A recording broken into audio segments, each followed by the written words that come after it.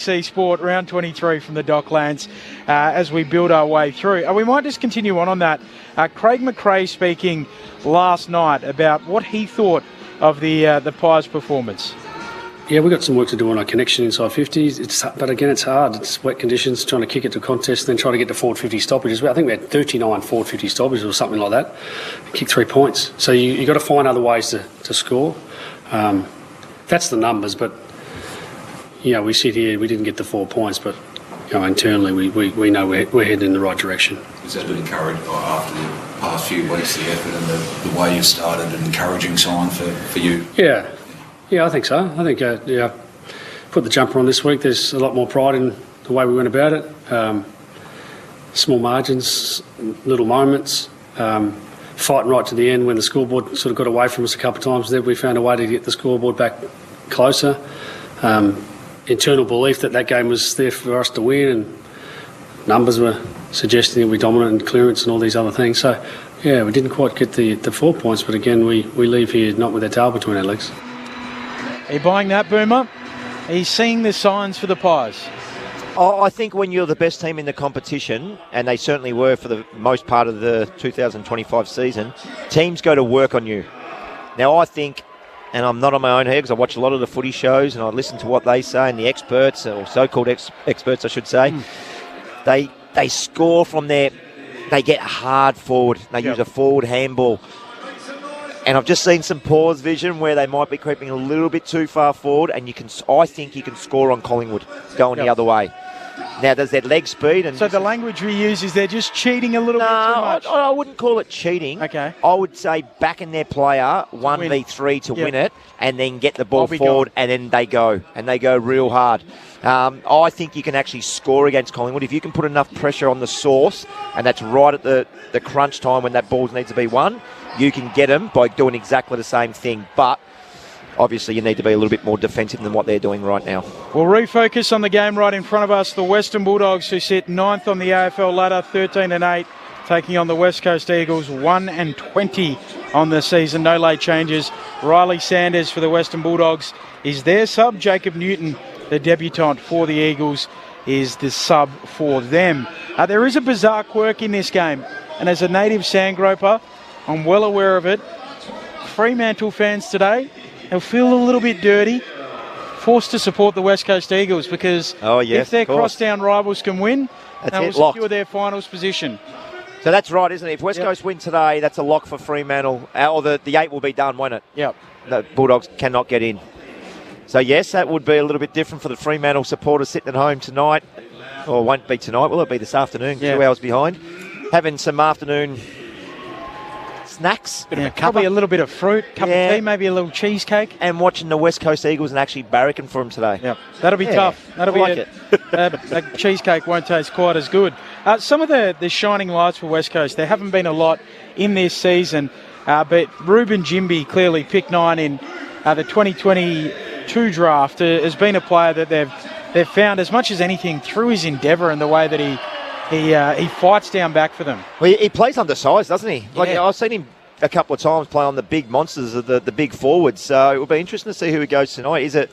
I don't think he can go to Darcy. He's not that big, but he might have to go to Norton and really body him up. He's a physical beast. That's what he does. So it'll be interesting to see. As soon as the game starts, we'll find out who he goes to. We'll let everyone know tonight, Benny, to see how he goes. But yeah, that's a big find for them. He's been fantastic. I think Tom McCarthy's the other one. Their mid-season draft pick, the first pick in that mid-season draft out of what's proved to be the fertile ground of Richmond's VFL program in recent years. But he looks like their best player. He does, doesn't he? Last week, I thought he was fantastic. The way he uses the football, it looks like he's got composure. He does a little bit of everything. I really like the way he goes about it. It's only, how many games has he played, Ben? This is game number 9. Yeah, so imagine when he's got 40, coming up to his 50th game, the composure that he's showing right now, he looks like he's going to be a player of the future, which is a great find. Yeah, he's been a real find for the West Coast Eagles. The team's just going through their very final preparations. The West Coast Eagles warming up at the Coventry end of the ground. The Dogs more towards the Footscray end, or the Lockett end of the ground. It is Sunday footy on ABC Sport. Earlier on today, the Kangaroos, winners over Richmond down in Hobart. Harry Sheasel, an equal record high in the AFL, 54 disposals. As it stands at the moment, it is the Cats who lead by 9 points at half-time against the Sydney Swans. The captains just coming together at the moment for the toss of the coin, and we can head downstairs to Lex Pesce, who's with us on the boundary today. Lex. Good afternoon, guys. It's Marcus Bontempelli who's won the toss, and he's opted to go to the Lockett end of the screen. That is the left of the screen. Liam Baker, the stand-in captain for West Coast this afternoon. It's actually a very nice day here at Dockland Stadium. I would say about 15 degrees. The crowd is starting to roll in, definitely more blue than I can see yellow at the moment. But let's hope the West Coast Eagles can pull off something and keep their Fremantle rivals, their cross rivals, happy, which is a weird thing to be saying. Yeah, we'll see how all of that plays out. Even the Eagles cheer squad in their royal blue, so that does look a little more like the Western Bulldogs colours. What's your tip, Boomer? I'm assuming the Dogs? Yeah, it's definitely the Western Bulldogs, and I think they need to get some real vigour in their game now to take on to... No, this is not going to be easy. West Coast is not going to just fall over and say, you're going to win this, but the Bulldogs win today because they have to, and then that sets up an unbelievable game next week against the Fremantle Dockers. How much do they win by? Oh, I think they do it comfortably. It would be 6+ goals for me. What about you, Maisie? Yeah, I think about the same. I reckon it might get a little out of hand late, maybe a 10-goal win for the Dogs. Lex? I don't know. I think the Dogs have this one in the bag, but who knows? We're bound to see an upset at some point. I think the Dogs by about 10 goals, and I'm interested in Norton and Darcy. Who can match up on them and go with them. It looks like Jimby's going to stand alongside Aaron Norton in the square, and looks like Sandy Brock has got the unenviable task of taking on Sam Darcy as we're ready to go. Round 23. Sunday footy on ABC Sport. You're with Andrew Mays. English and Flynn to do battle in the ruck. And English actually opted not to jump in the end. Hall able to get onto it for the Eagles. Now comes out wide of Stilton Marrick, who goes back to Hall. Instead of fumble on the wing, was able to hand pass quickly. Nice work. Now to Marrick, who goes high and long, inside attacking 50. Oh, good mark. Good leap. And that's Shanahan. Ben, you spoke about Tom McCarthy. He's had a couple of touches, really. Shanahan short. Oh, he could have had a shot. He was 45 out from goal. He was looking for Ryan in the pocket. And he is spoiled. It is out of bounds. Right half forward here for the Eagles. We've played 35 seconds. I just mentioned Tom McCarthy. He started on our man, Ed Richards. So that will be a good little battle there because McCarthy's in good form. Already had a couple of touches. Maybe Andrew McQualter just showing him how some of the best do it. Lennon English going out at Bontempelli, swats it on Ryan, gathers the footy for the Eagles, half forward, off to Chesser, hooks it back to the hot spot, coming across, O'Donnell drops it, Bailey Dale roves the pack, out full back here for the Dogs. Off to Rory Lobb, Bailey Williams of the Dogs, we've got the Bailey Williams Cup today. He kicks up to the wing, unable to take the mark there. The Eagles going again at ground level, Bazzo fights after it, close to the boundary line, and it stays in. The umpire lets them rumble, they all stop. Bazzo gets involved again for the Eagles on the wing. Off to Marrick, to Hall. Stripped in the Cleary tackle, free kick. Dogs ball on the city wing here at Docklands. He's looking inboard. Cleary finds Bramble, who's inside the centre square. Hand pass to the running Johannesson. His kick is smothered. How do the Eagles recover at ground level? Going in hard. Low and hard there was Ryan, but the Dogs are able to get numbers to the contest. Bramble runs away with it. One bounce through the wing. Thought about a second. Went the pass instead. And unfortunately, Darcy not able to get there. It's off a couple of pairs of shins, and we'll have a ball in at left half forward for the Western Bulldogs. Set up really well behind the ball, the West Coast Eagles were. When the ball went deep in their forward line, when the player from the Bulldogs, not sure who it was, looked up, had nothing to go to, really well set up the Eagles. Getting in front of Darcy on that occasion, Sandy Brock, who looks tiny at 198 centimetres standing next to Sam Darcy, which is a very strange thing to see. Chance for Kelly from the stoppage. Feeds it inboard, and now Hewitt. Oh, he just missed the hand pass, so Ryan had to go back and collect. Kicks a low ball inside attacking 50. Bailey Williams was able to paddle it to the advantage there of Long, who almost finds the journey, and happy enough to see it over was O'Donnell in the end. Surprised he went along the ground rather than a bit of elevation on that. Just turned away at the last moment. The Eagles lead by that solitary behind. Yeah, had to kick that ball really hard, didn't he? He was about 40 out and he kicked it along the ground. Probably would have been a better option to go on his left foot or maybe even a right foot banana. Sandy Brock is the nephew of Peter Brock. He was the king of the mountain. Sandy's going to have to conquer a man mountain here today if he wants to get over the top of Sam Darcy as the Dogs kick it out, bouncing ball on the wing. Well, it's a good start. It's 3 inside 50s to 0. They've had their chances, the West Coast Eagles. James O'Donnell errant with the kick. He was catching up with Matthew Innes pre-game, of course, the former Western Bulldogs high-performance boss, now the West Coast Eagles, who converted him from a cricketer to a footballer. Richards, long kick inside 50 for the Dogs. There is Darcy, hands to it, can't take the mark. Following up at ground level, Norton, centre half forward for the Dogs. Off to Bailey Dale, handball back towards Norton. Bontempelli goes in, and no room for him. A ball up coming, 45 out from the attacking goal here for the Western Bulldogs. The Footscray end of the ground. West Coast lead by a point, the only score in the game through 4 minutes. Tossed up. English won it down, looking for Bontempelli. Fumbled, regathered at ground level, stripped of it. He turned tackler in the end, Bontempelli. Hall just got a hand pass away, only as far as Johannesson. Now to Dale, who goes out wide. That's a lovely kick, just off a couple of steps. Garcia takes the mark. 55 from goal. A couple of pockets open up. Baker's standing in the middle of one, so he's going to go short. He's looking for English. He was almost uncontested in the end. Spoiled at the last moment. No, mark paid. Did he have quite enough of that, Boomer? Oh, I think he might have. It was a brilliant kick. It was a brilliant kick by Baker, I think it was, or Bramble, wasn't it? Like he was going long and just pulled the kick. English was standing about 10 metres in front of his opposition ruckman. Yes, I think he had it for long enough. So Tim English, who will line up. He's about 30 out, slight angle to the left, starts his approach from outside attacking 50. On the runway now, the big ruckman comes in for the opening goal of the match, and he misses to the left-hand side. One behind, scores level after 5 minutes in the opening term. Had a good year, Tim English. Not to be on that occasion. The Eagles bring it back in. Short to the pocket from McCarthy. Marked there by Tim Kelly, who shorts it.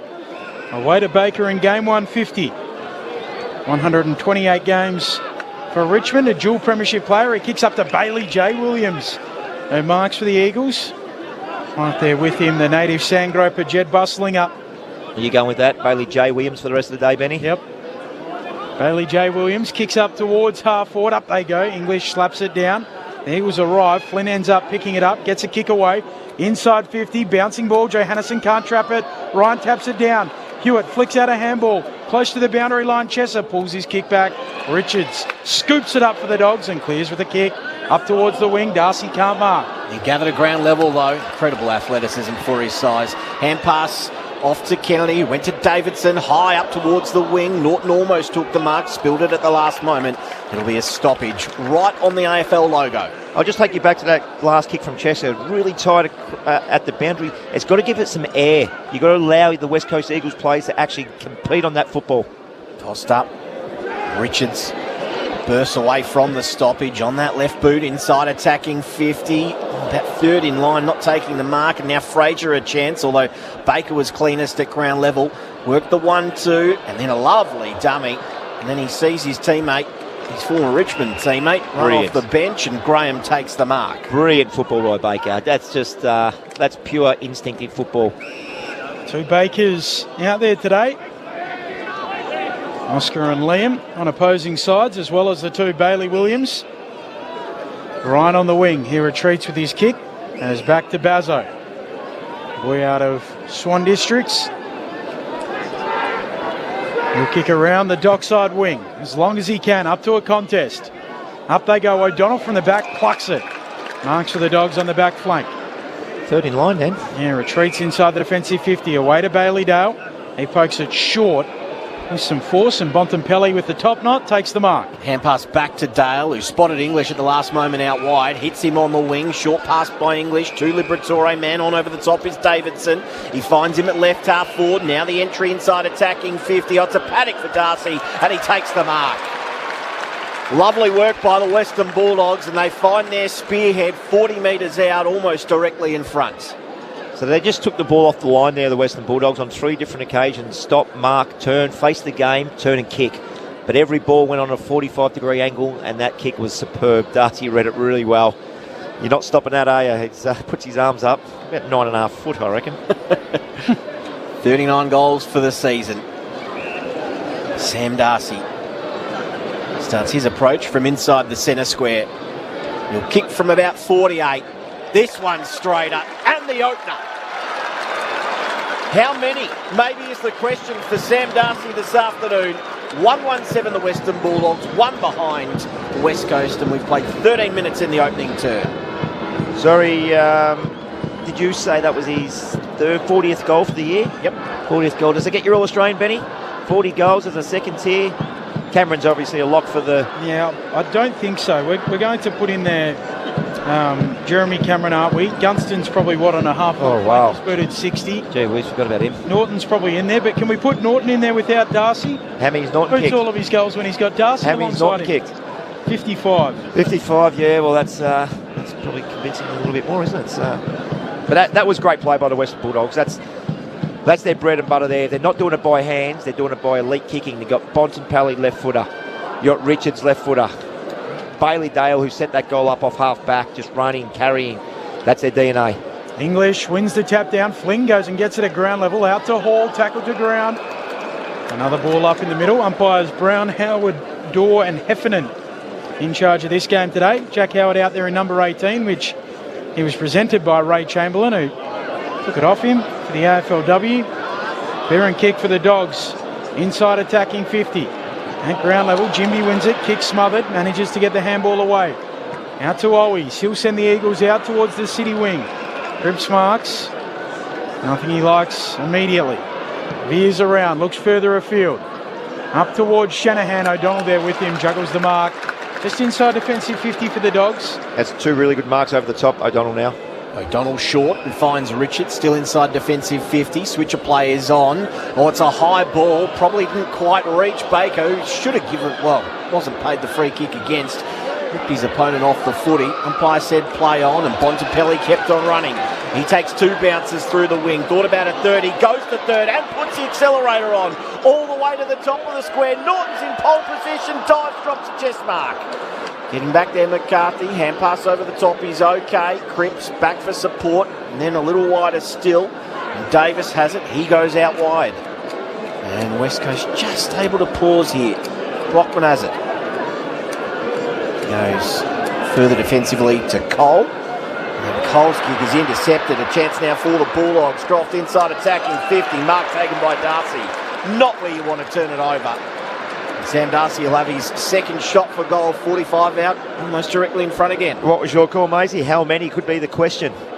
He's looked really damaged. That ball's on the back of a turnover, though. Most teams are going to score from that. There was so much space when that ball hit the deck and the Western Bulldogs pounced on it. He had two options. Riley West was running back towards goal and Darcy was hitting up. So it was a beautiful, beautiful finish. We might see this a little bit this afternoon. Sam Darcy comes in. He'll kick from 40, close to the man on the mark, and squeezes it home. He's got two. Dogs have two. Margin is 2 goals. 11 minutes played opening term. All right, give us a number. Give us a number. Stick your neck out. What are you thinking? Thinking 8. 10. You going 10, Benny? I'll go big. 8? Like it. I'll go just under. I'll go 7. I think there's a really big bag there for him, but it's going to be 7.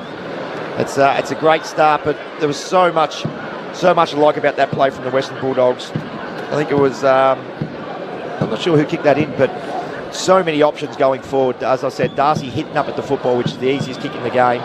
Riley West sliding back towards goal. Both would have been a great option, but why not give it to the big fella? Because he kicks pretty straight, doesn't he? Got a great routine now. He does. How many for you, Lex? Well, I think if it keeps going this way, he could kick 6 this quarter, then they'll change things and it might just be 6 for the day. Let's stay tuned. Put him at full back. What can the Eagles do? Bailey J. Williams clearly winning the tap, jumping over English. There's a free kick in amongst it all. He'll go to English. Okay, can't do that. I'll tell you what teams are not woken up to against the Western Bulldogs. They're all left footers in the centre bounce, so they all go one way.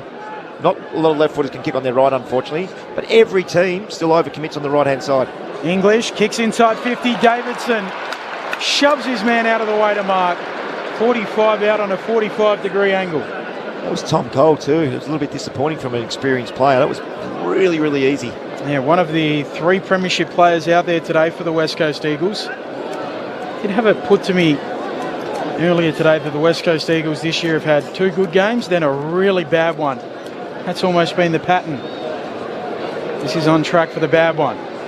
Davidson, low drop punt, straight through the middle. And the Dogs are all over them. The opening 3 goals of the game, 3-1-19 to 1 behind. It's 18 points, 13 and a half minutes into the opening term. Brent Harvey, the game's record holder. Sunday footy on ABC Sport. I mentioned that was just way too easy. That was just a one-on-one. It was a great weighted kick to the Western Bulldog Davidson's side, but Cole, you're a senior player. Your young defenders are looking at you to really stand up, and that was just a little bit too easy, unfortunately. But it came from the centre bounce. It was a free kick, and Big English got the ball going forward as quick as he possibly could. Lex downstairs. You mentioned those premiership players. Jamie Cripps is one of them at the moment on the boundary, being very vocal. You think he stands up today as another leader, but he's being very, very vocal, probably more so than he usually is. So we'll see how much of an impact he has today. Ben Cameron and Andrew Mays calling the action for you this afternoon. Brent Harvey in special comments from the middle. Ryan went to ground. Garcia looped the hand pass over the top to English. Kicks a tumbling punt to Darcy. Oh, he dropped the easiest mark of the day. Still gathered at ground level. Hand pass to Norton. Another one, not quite. Couldn't snap it back far enough. 1 behind. But things are looking ominous for the West Coast Eagles. Well, Darcy should have marked. That's probably his easiest opportunity tonight. And Norton normally swallows those left footers, doesn't he? Around the body. Loves them. Marek bringing it back in. Gives it off to the run of Hoff. Beyond the defensive arc. Kicking to the wing. Spoiling it down, Bailey J. Williams gets it off to Shanahan. Now Chesser running through. Handball to Kelly. Tackled by Cleary. Coughs it up. Dogs back the other way through Baker. 1-2 with English. Using his wheels through the logo. Second bounce. Looking for Darcy. Kicks out wide. Norton instead. Left forward pocket. About 10 metres in. 30 metres out. Wrong side for a left footer, but Norton will go back and kick for the sticks. So the Western Bulldogs just look so much quicker along the ground. That's twice now we've seen players run and bounce the ball. Baker on that occasion, and Bontempelli, who's not super quick, took 3 bounces probably 6 or 7 minutes ago. Aaron Norton, what form he's been in. 5 goals, 5 times in his last 6 games, and that is pure. From the acute angle, the beautiful finish. The Bulldogs, 4-2-26, running rampant over the West Coast Eagles, 1 behind, 16 minutes into the first. Sunday footy on ABC Sport. Amazing, I know we sort of said six goals, and you boys throwing around 10, but looks like it's going to be a lot more than that if the West Coast Eagles don't. What they're doing, West Coast are winning the ball off half-back and happy to kick to a contest and try to be a contest team. It suits the Western Bulldogs. They have numbers to the ball, and their chain of handballs, it's just too good. Not for West Coast Eagles, but for most of the competition. They go bang, bang, get someone in time and space. We've just seen them Baker run and bounce. There's no pressure on the kicker going inside 50. Again, had 3 options. Riley West again was on his own, running back towards goal. You had Darcy in a one-on-one, and then he hit Norton with 5 metres clear of his opponent as well. The Western Bulldogs by 25 points. Here's a clearance for West Coast. Graham inside attacking 50. Almost the mark there to Long. Got the hand pass away to Hewitt, who went back to Long. Taken in a strong tackle. He's going nowhere. We'll have a ball up inside attacking 50 for West Coast. 4-2-26 the Dogs. 1 behind West Coast. We played 16 minutes in the opening term. Tossed up. Lob doing the ruck work. Won it down. Under his feet immediately. Kennedy tries to wrench it out. He can't as he's tackled. We'll have another stoppage in practically the same position. Lob, the former Docker, of course, played in Western Derbies against the Eagles. Bailey J. Williams punches it out onto a Kennedy. Back pocket for the Dogs. Little giveaway to Bailey Dale, who kicks out in front of Cleary. He can run onto it, slap it on. Bustlinger gathers, kicks into an Eagles body, ricochets away. Now they're out after it. Brockman gets there. Bustlinger goes in. Still fighting after it, Bustlinger. Doing the silly salmon. Eventually spits it out. Now Cleary has it. Dogs with it on the wing. Fraser. Handball for Bustlinger. Happy to walk it out. And a throw in right beneath us. Dock side of the ground. Alexia Pesce Clay Hall's just come off and he's absolutely gassed. At the moment, he doesn't look like he's up to the pace of everyone else, but this is a game where Campbell Chester can really implement his pace. I think we spoke about this last time we worked on one of these games, Ben. He's the one with the pace in this team. Thrown back into play. Lobb trying to wrestle his way out of it. Hewitt's there. Gets the hand pass away to Davis inside attacking 50. No mark taken. O'Donnell's in there. He's grabbed immediately. Stoppage. 30 out from goal directly in front. Nice stoppage win there for the Eagles. They'll be looking to go again inside attacking 50. Bailey J. Williams doing the ruck work only as far as Libber though. Kicks an end over end ball outside of defensive 50. Croft in there, lightning hands, did extremely well to get it to Davidson. Out the back, well taken by West and kept his feet, although just got the hand pass away as he was being tackled. Chance for Marek now, good turnover that by the Eagles. He's just got Flynn, who's come off the interchange bench, just misses him with the kick. Garcia comes in to take the mark. Right on, well, by the time he kicks it, he'll be approaching centre wing. Native Sandgroper from Swan Districts. Kicks to a contest, up they go. Might have been a falcon there off the face of Croft towards centre half forward. Bouncing ball, in they come. Hewitt goes in, picks it up, away to Baker. Eagles ball, throw. And it will go to Kennedy of the Dogs. So Matt Kennedy attacking edge of the square here for the Western Bulldogs. Kicks laterally, away to Cleary. I know that Clint Wilden and I used to speak about it a lot, but the J in Bailey J. Williams standing for Jai. His middle name is Cleary. Kicks into the pocket here for the Dogs. West robes the pack. Off to Richards. Handball a turnover. Cole there for the Eagles. Gets rid of it. Away towards Brock. He will kick out wide. A good kick for a leading target in Shanahan in the back pocket. Doing some work a long way up the field here, Shanahan. Kick towards the wing. Bailey Williams of the Eagles is forced to spoil from behind. Ball actually stayed in. Fraser spins out.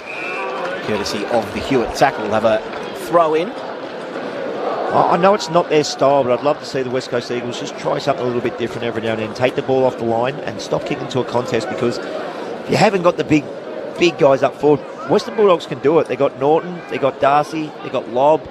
They got these type of guys you can kick the football to in the air. Lovely tap by Lobb. Off to Davidson, who snaps inside attacking 50. Baker, wonderful mark, going back with the flight. Outstretched. And switches play to Cole. Was touched on the way through, so won't have any time to gather his thoughts. He kicks immediately out of there. Oh, he's with a bit of work to do from behind. Forced to become the spoiler, and then a big high tackle over the top there of McNeil, who wins the free kick right half forward for the Western Bulldogs. As Bustlinger inboard, and that's where he goes, right on the edge of the centre square. He's just about on halfway. Switches things up to the opposite side. Liberatore takes the mark, looking for the hand pass. It's a lofted one to Lobb, who can load up inside attacking 50. Lowered his eyes. There was a couple of options. One of them was Bramble. Couldn't complete the mark. Coming through, and I'm not sure getting rid of that legally, was Graham, and Bontempelli wins the free kick. So even when they've got it, they're under pressure in their own defensive 50, Boomer. It was a great tackle. He just pinned one arm. He had nowhere to go with it. You can't do nothing. You can chuck it on your boot, but that's about it. But when the ball's tucked under your arm, it's really hard to do. Great tackle. Really good pressure. Richards and Bontempelli both had hold of him. 17 goals from his 16 games, Marcus Bontempelli. This one about 45 out. Angle to the left. In comes the skipper. He launches, that is, off the instep. Very un-Bontempelli-like. He's missed everything. Out of bounds on the full. So I would not have predicted that. Yeah, absolutely.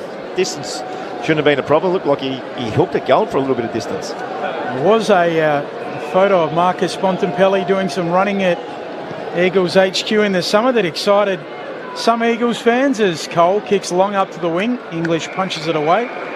Thrown between wing and half forward coming up for the Dogs. Sam Darcy on the bench getting a rub down. What was he doing there? Let's go for runs. Yeah, just trained alongside some of the WA Dogs boys around Christmas. Lex Pesce. Spoke about that in a press conference recently. His partner's from Perth, so I was spending some time there over the summer, but he knew that it would create some headlines. He was happy to do it anyway. Couldn't find any other oval in Perth. Getting married There's none. in the off-season to his fiancée, Neela. Congratulations to both of them. Throw in on the City side of the wing. Bulldogs by 25 points. Flynn wins the tap down. Oscar Baker scrapping after it, gets it out to Kennedy. Goes back to Baker. Still they pile on eventually. Oscar for the Dogs flicks it out to Richards, to Kennedy, to Liberatore. Going backwards now, Bramble runs around Kelly, chips the ball to half forward, up towards Kennedy again. He can't take the mark. Going in, McNeil cuffs it up. The Eagles on their back flank. Long goes in, gang tackled. He's got nowhere to go. Holding the ball.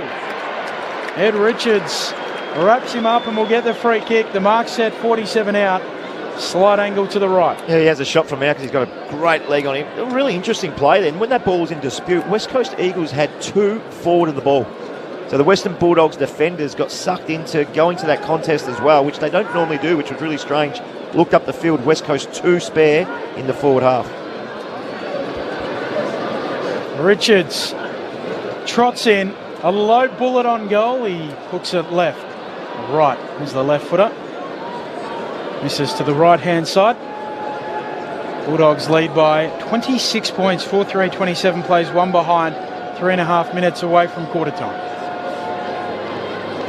Short kick is okay to find Bazzo, who goes out wider still to Marek. He's forced to kick quickly. A high kick looking for Williams, bustling her over the top. Nice spoil, and finds the boundary line as Dale makes sure of it for the Western Bulldogs. We'll have a ball in just shy of centre wing. Again, well called, Maisie. Forced to kick down the line once again. This suits the Western Bulldogs. They get another stoppage. They're so good in this position. Bontempelli, Liberatore. These type of players around the football, it's what they want. Thrown back into play. English assumed front position. Baker, a hand pass to Dale, and now to Richards, to Bontempelli, and further afield. This is all by hand to McNeil, who works at 1-2 with Bontempelli. Bontempelli again hit the accelerator using the boundary line, and then kicks to the top of the square. Norton almost at ground level. West is there. Hand pass to Fraser. Underground hand pass back to West, and then to Kennedy. Now to Norton. Oh, he didn't make the distance from 25 metres out directly in front. Well, that's twice Norton's had the opportunity to kick the ball around his body, which is a game which he's very good at, and hasn't hit either of them. Jinby with the mark. Off the last line, he zips away, kicks up towards Bailey J. Williams, who can only bring it down. Cleary there for the Dogs. Off to O'Donnell, to Johannesson. Virtually on the centre line, just inside the square, goes direct now. Kennedy marks, centre half forward. He'll set it up. Norton has a one-on-one, hands to it, drops the mark. Not his day so far. Chesser mops up, gives it away to Jinby. Last line for the Eagles, a short kick for Baker. Dogs have kicked 4 goals to none. Darcy, the opening 2 of the game. The good Dr. Davidson, and then Norton as well, as Baker moves it on to Bailey J. Williams, and the Eagles try to switch it again. Jinby to Marek, right back pocket. Dogs by 26 points, closing in on quarter time. Marek went short. He's put Baker under all sorts of pressure. Now Croft comes in. He's stripped of the footy. Umpire wave play on. Well done by Brock at ground level to get the hand pass out. Marek. Oh, he missed Jinby with the hand pass. McCarthy did well to mop up Jinby. Oh, risky kick. West picks up. What a pick-up as well. And the finish just misses. 1 behind. Players just refuse to rush that ball, don't they? They're so scared of getting deliberate, they refuse to walk across the line. That would have been fine. I'd rather that than Jinby kicking a grubber along the ground. And what a great pick-up on it by Riley West. It's a little bit like we're playing a game of half-court basketball at the moment. Well, we mentioned the inside 50 before Sip in West Coast way. It is 17-7 now in favour of the Western Bulldogs. Long kick out from McCarthy, up towards the wing. Trying to mark Bailey J. Williams. He scraps again at ground level. Bustlinger wins it though. After Bailey Williams, this is the original. He gives it to Bailey Dale, his namesake, both of their namesakes. Kicks to half forward. Davidson off the Kennedy. Flying shot is offline. Misses out to the right. 9 scoring shots to 1. It's actually, they've had some pretty simple misses. Norton didn't make the line, so that's 9. So there's 10 scoring shots for the Western Bulldogs. It should have been probably 7 goals 3. Yeah, Dogs lead by 28. It could have been a lot more. McCarthy short to Cripps. Left back pocket here for the Eagles. Cripps short again to Jinby. Just held the mark despite the pressure from behind from Cleary. Short kick is okay as well. Now, a way out. Now looking for one. Bazzo has it just inside the boundary line at left half back, goes beyond the wing. English in pole position, punched away from him. Hall did well front and centre to gather, and now Graham centering kick, and this might work. Chesser has it. Hand pass straight away to Marek. Now kick inside 50. In fact, he goes wider, and it's okay for Davis. There's plenty of players in front of him. He can go back to Marek if he wants to. He's 55 from goal. Davis is just going to put it to the top of the square and say, good luck. And English, takes the mark, uncontested in the end. And that siren signals the end of the first quarter. A dominant opening term. The Eagles did well in the opening exchanges, but since then it has all been the Western Bulldogs. 4-5-29, leading West Coast, one behind that quarter running a little under 29 minutes. Goal kickers, 2 for Darcy, 1 to Davidson and 2 also to Norton. Could have been a lot worse for the West Coast Eagles. The Eagles' lowest first quarter score since round 17 in 2022, when they were scoreless against Carlton, their third goalless opening term this season. The Dogs by 28 points to the thoughts of Brent Harvey coming up. This is Sunday Footy on ABC Sport. Ben Cameron and Corbin Middlemass from ABC Sport here. Alongside Paul Roos, Brett Delidio and Poppy Penny, we bring you all the latest AFL news from both on and off the field on the ABC AFL Daily podcast. You can hear it all on the ABC Listen app. Time to steady and pull the trigger! Get ABC AFL Daily Podcast. It's your daily footy conversation. Find it on the ABC Listen app. This is the 2025 AFL Premiership season on ABC Sport.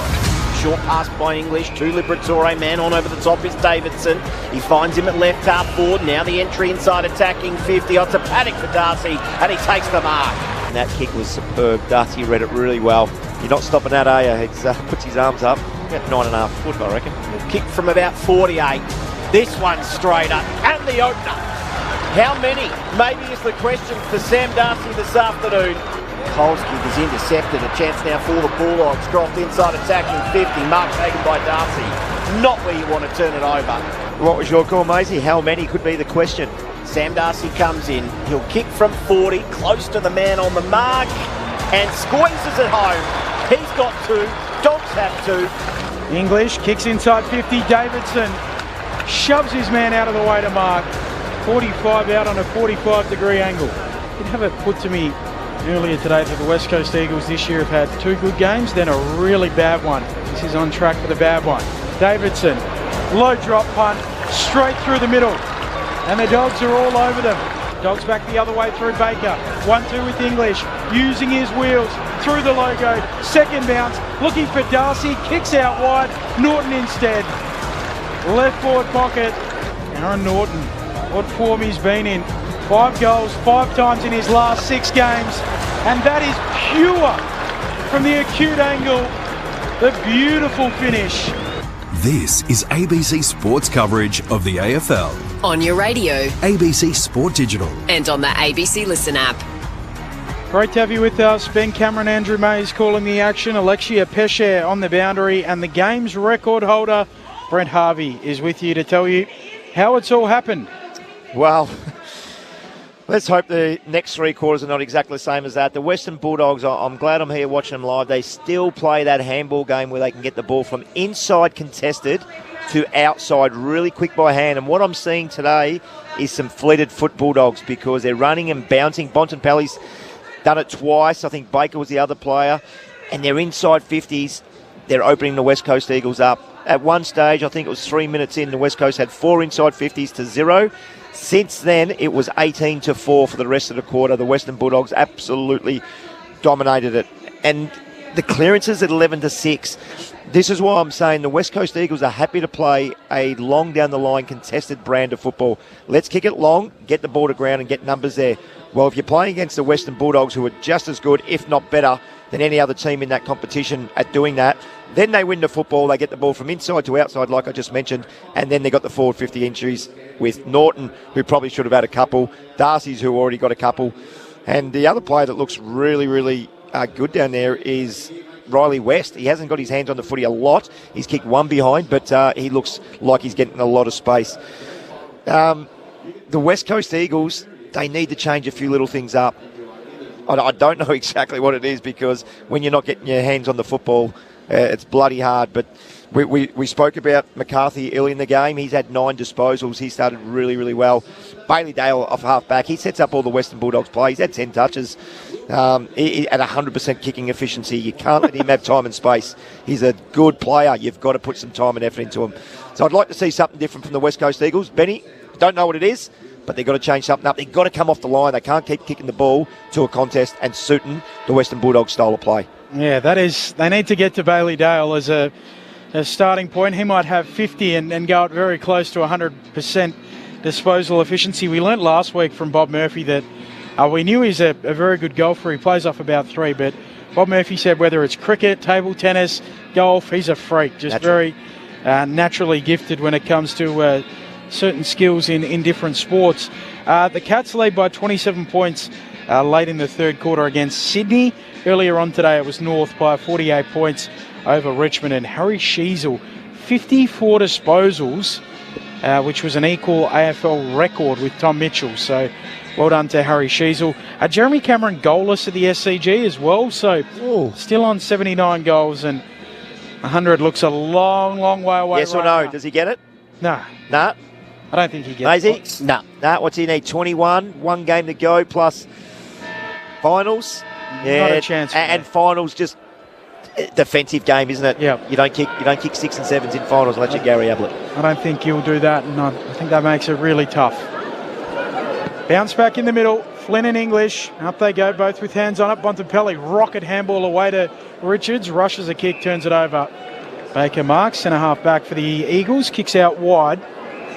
Good kick out towards Davis. His kick is a shocker. Overshoots his target, allows him Bontempelli. Dogs ball again, backward of the wing. Bramble. Infield to Bailey Dale. Time and space, Bailey Dale again. Here's kick number 7, hits the target, dropping the mark. Here's Garcia, backfeeds the handball away towards Bramble. Goes back to Garcia, he'll kick to half forward. Jimby comes up, marks for West Coast. Now, Benny, once upon a time, if you hit a target like Bailey Dale just did and they dropped it, it was an ineffective kick. Not sure if they've changed the rules, they should have, but that was once upon a time. Still got his kicking efficiency at 100% as they add that kick, so all good, Boomer. Okay, good. The Eagles at right half back through Brock, trailing by 28 points. Brock goes out wide. All big leap by Williams. Couldn't take the mark at ground level. Ryan's in there. Now Johannison. He's tackled by Bailey Williams, and we'll have a ball up right half forward for West Coast. So even when West Coast can switch or hit a short 45, they're happy to go down the line. Still again now, they've got to change it up. They can't not beat the Western Bulldogs at their own game. Flynn wins it down. Kennedy in there. Liberatore gets his hands on it. Hand pass to Garcia. Now to Bailey Williams of the Dogs variety. Jimby, third man up over the top. Good spoil. Down to Baker.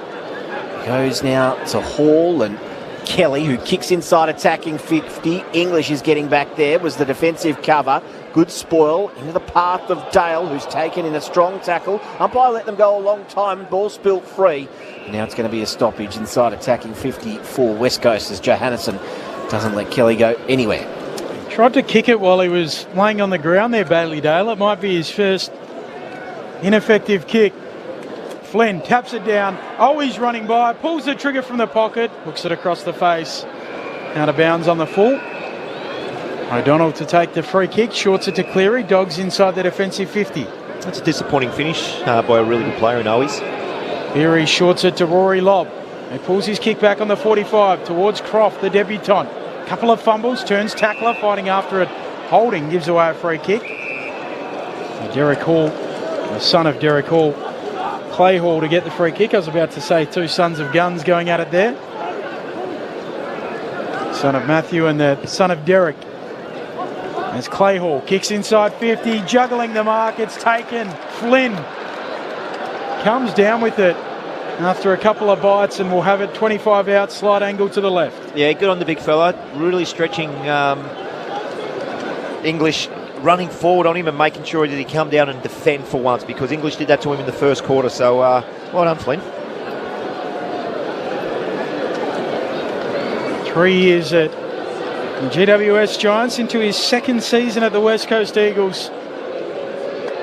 Matt Flynn trots in, drop punt is good. The Eagles are on the board.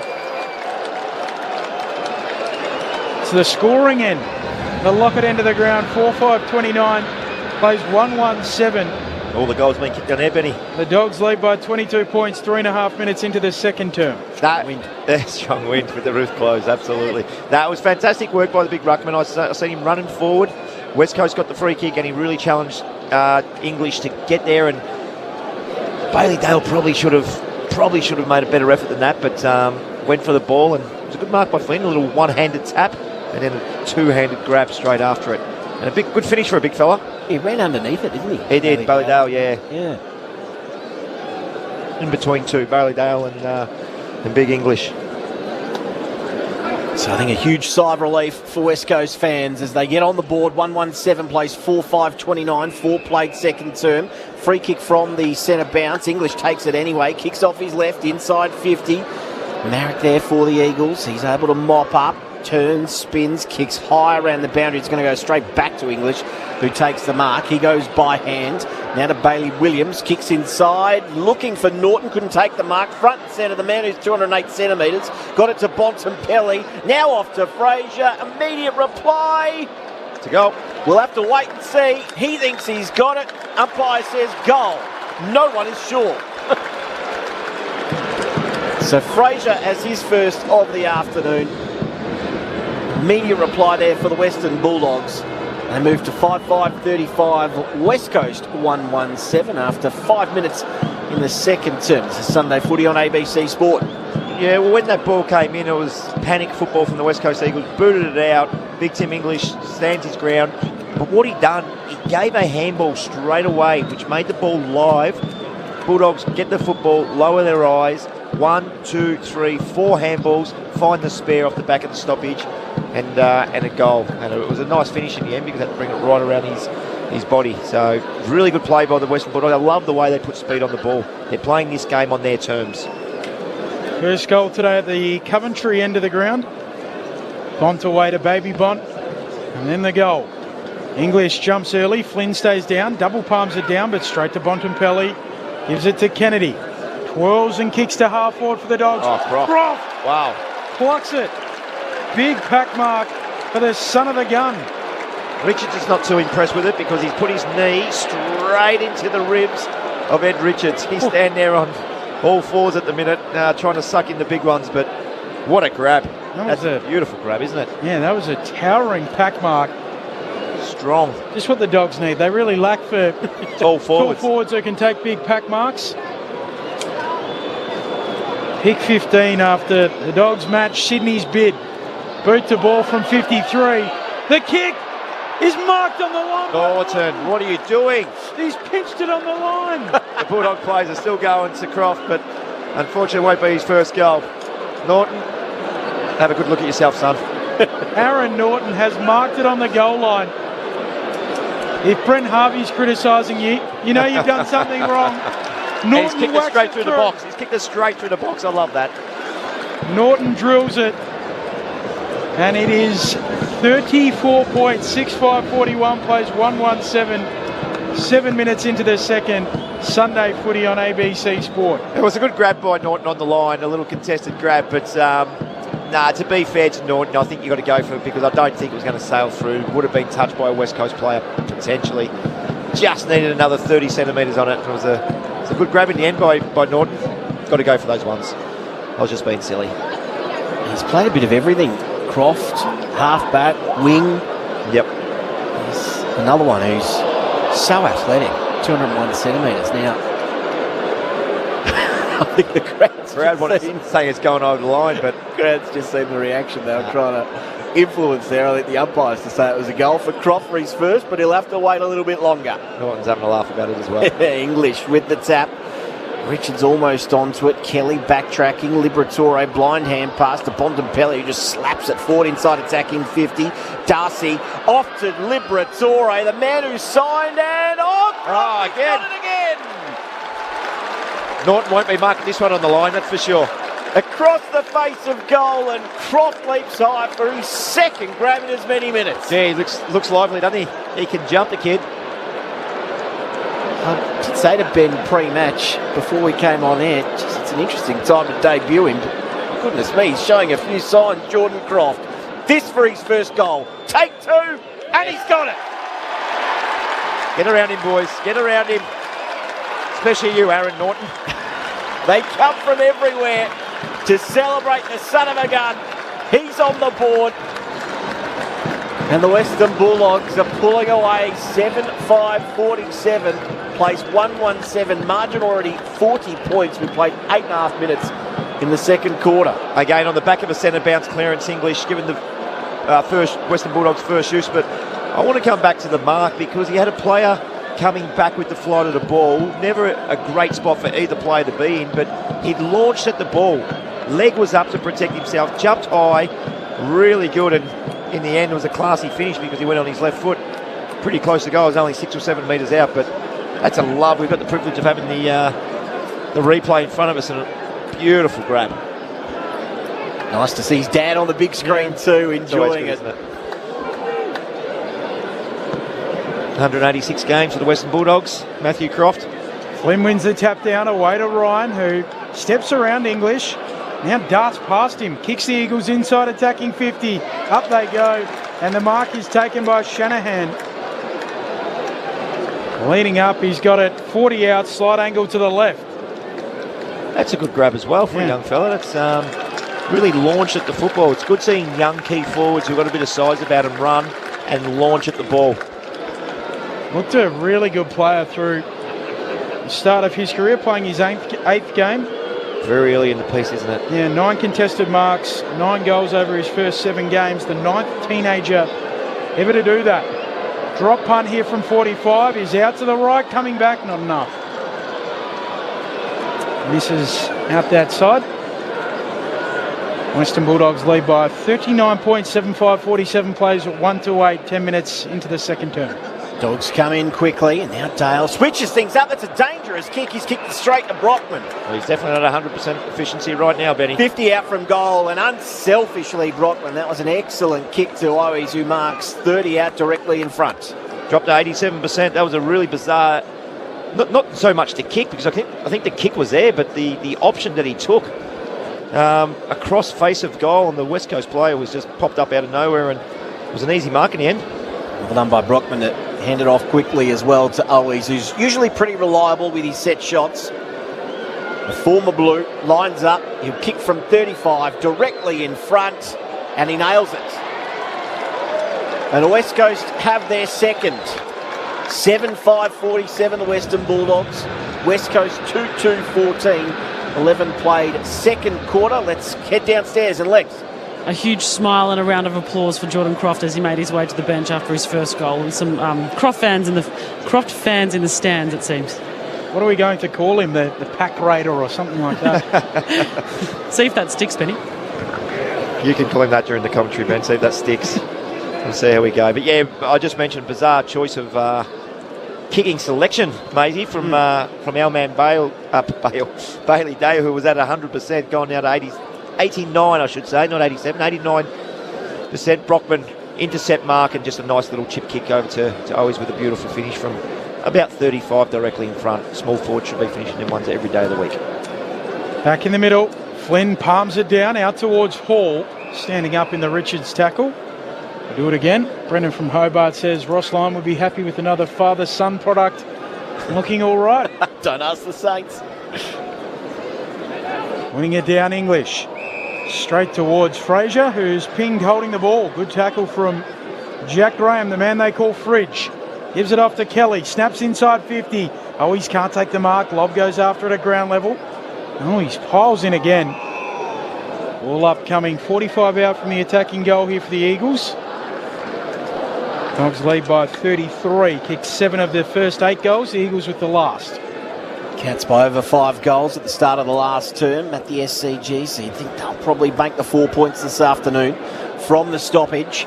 Davidson won it out wide. Dale there, lost his footing at the last moment. Now a chance for the Eagles. Graham looking inboard, just overcooks the kick, but Baker able to run onto it, then kicks high. It's all Dogs here, going back with the flight. English forced to spoil, and then Lobb just got his hand pass away at the last moment. Off to Cleary, who showed a bit of toe to get it to half back. Off to Johannesson, who's taken immediately in the tackle. But it didn't travel 15. Umpire waved play on, and we'll have a ball up. And right half forward here, just inside the centre square for the West Coast Eagles. They've kicked 2 goals in this second term, and they trail by 33. Flynn with the palm down. Kelly knocks it to Baker. Away to Long. Through centre half forward for the Eagles. Kicks out to Shanahan. Trying to trap it. O'Donnell there with him. O'Donnell picks it up for the Dogs. Back pocket away to Dale. Worried out of it momentarily. Held in for a ball up. Left forward pocket. Most teams, when you've got a stoppage about 60 out from goal, will elect to get one behind the football. West Coast are not doing that. They're going one-on-one. Dogs by 33. Flynn backhanding it down. Coming through Long, gets it on the boot. Floats his snap wide. Just to behind. Bulldogs lead by 32. Nearing the quarter-hour mark of this second term. Sunday footy on ABC Sport. Long second behind of the afternoon. Dale with the kick in, goes short to Cleary. Right back pocket here for the Western Bulldogs. There are his options down the line. Darcy calls for it, leaps high, good spoil from behind. Hoff now at ground level, one way then the other, looking for a way out. High lofted ball, just put his teammate under all sorts of pressure, Davis. No time at all. And Davidson's able to wrap him up and lock things up left half forward here for the Eagles. Flynn and English to do battle in the ruck. Flynn won it down through the legs of Kelly. Running on to it, Liberatore. He's turned it over by hand. Now Flynn, hand pass over the top. Didn't quite reach Hewitt. Hand in there from Dale. Off to Davidson. He ends up with it here, Dale. Long looping hand pass. Not all that convincing. Out to Buslinger, who needs to be accurate with the kick. It's out wide. Bounces in front of Baker, who took the tackle. Got the hand pass away just. Good pressure this by the Eagles. And Ryan's able to see it out for a boundary throw in right forward pocket. Yeah, much better. The Western Bulldogs probably could have had 3 or 4 opportunities to put that on their boot and get it forward, but the pressure coming forward from the West Coast Eagles was elite in the last probably 30 or 40 seconds. Been better in this second term, the West Coast Eagles. Bailey J. Williams outpointed by Lobb, wins it down. Hewitt, left foot snap from 40. Buslinger tracking it back. Marks it full back for the Doggies.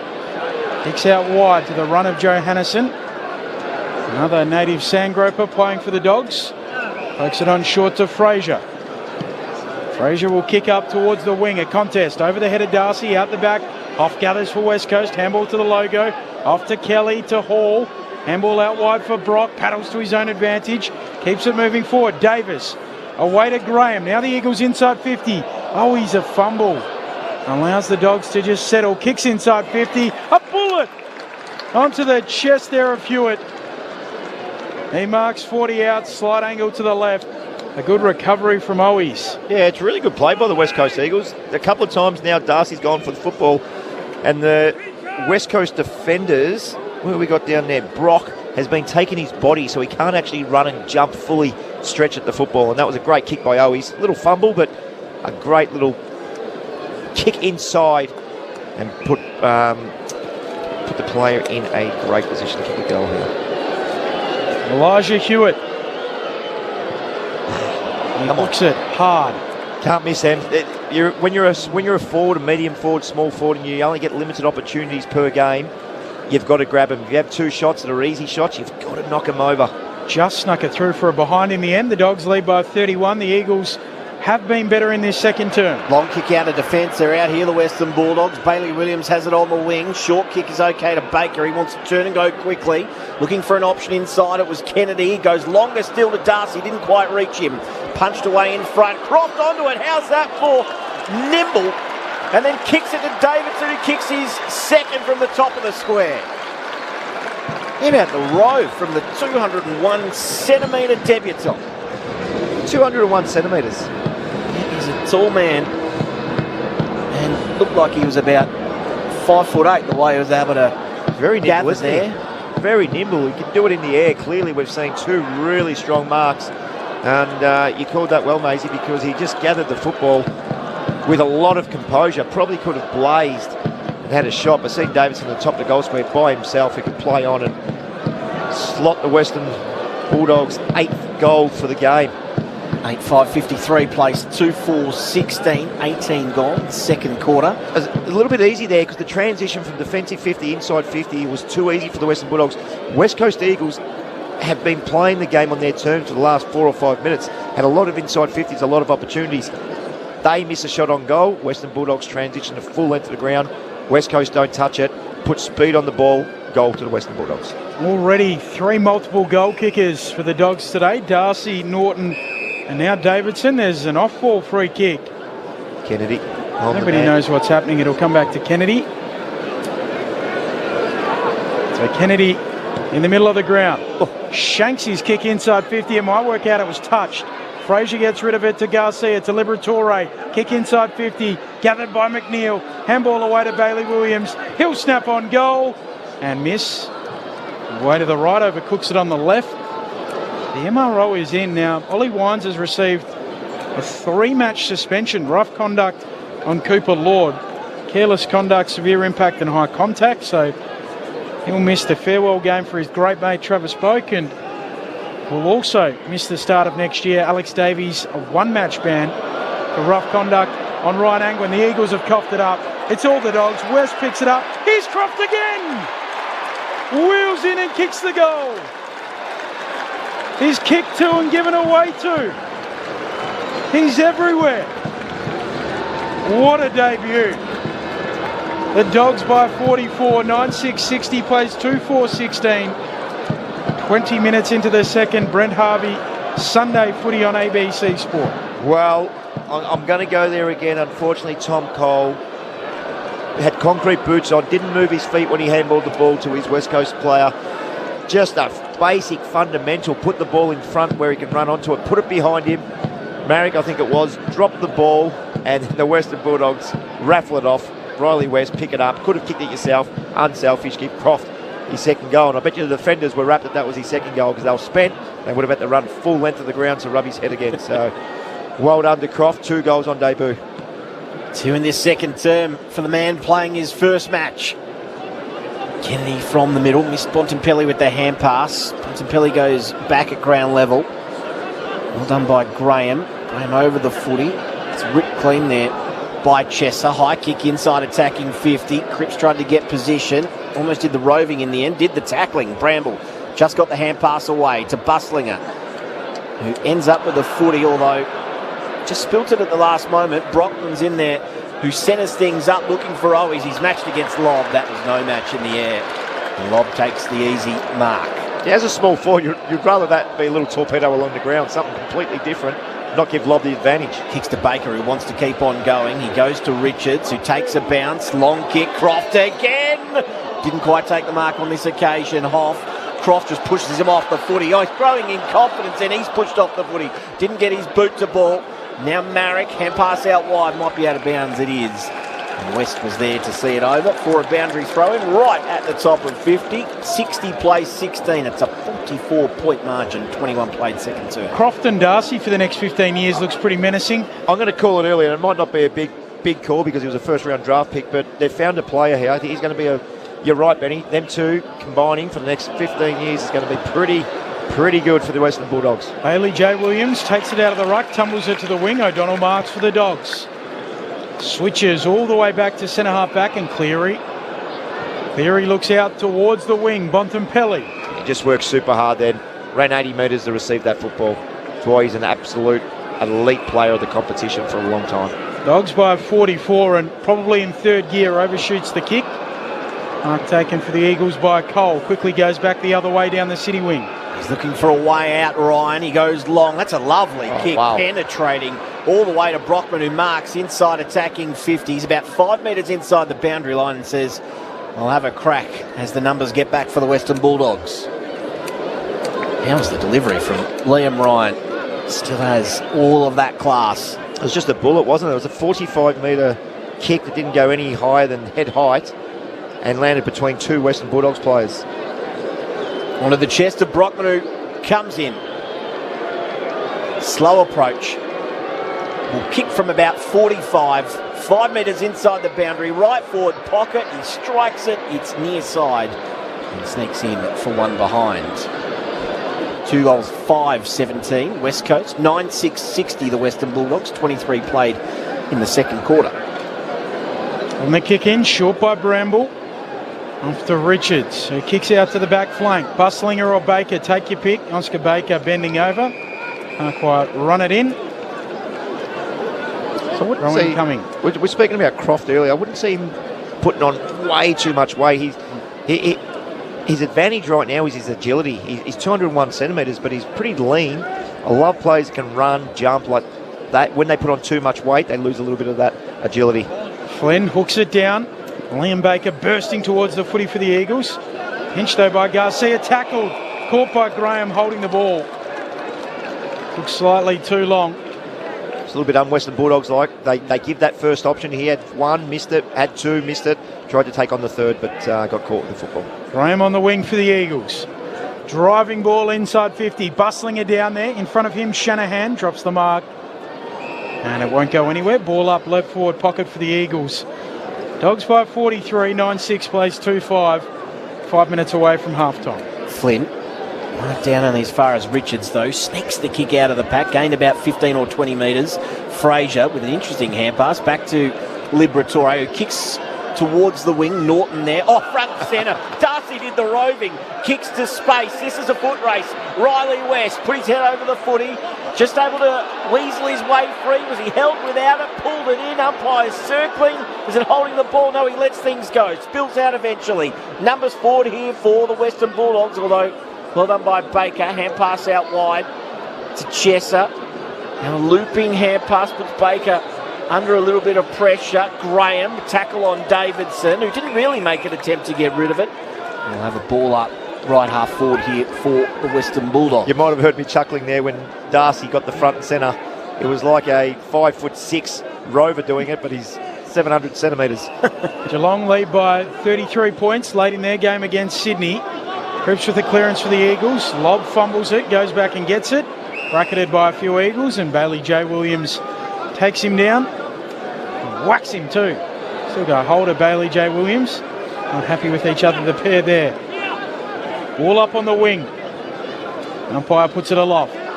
Flynn slaps it down neatly to Chesser. Eagles ball off to Liam Baker. Kick smothered. It sprays out wide. McCarthy can't run it in. Throw in. Darcy watch, no goals this quarter. Hasn't really, apart from that front and centre, got a heap of the footy. Jeremy Cameron's still goalless in that game. There's still umpire 95 on the board. Yeah, umpire flings it in. Flynn palms it down. Bontempelli pinches it for the Dogs. Back to Bailey Dale. Off to his namesake, Bailey Williams. Dogs down the wing. He'll kick long inside 50. Coming across, Darcy, hands to it, no mark. West gets rid of it to Richards. He gathers low down, swings the banana through. Wow. He is all class.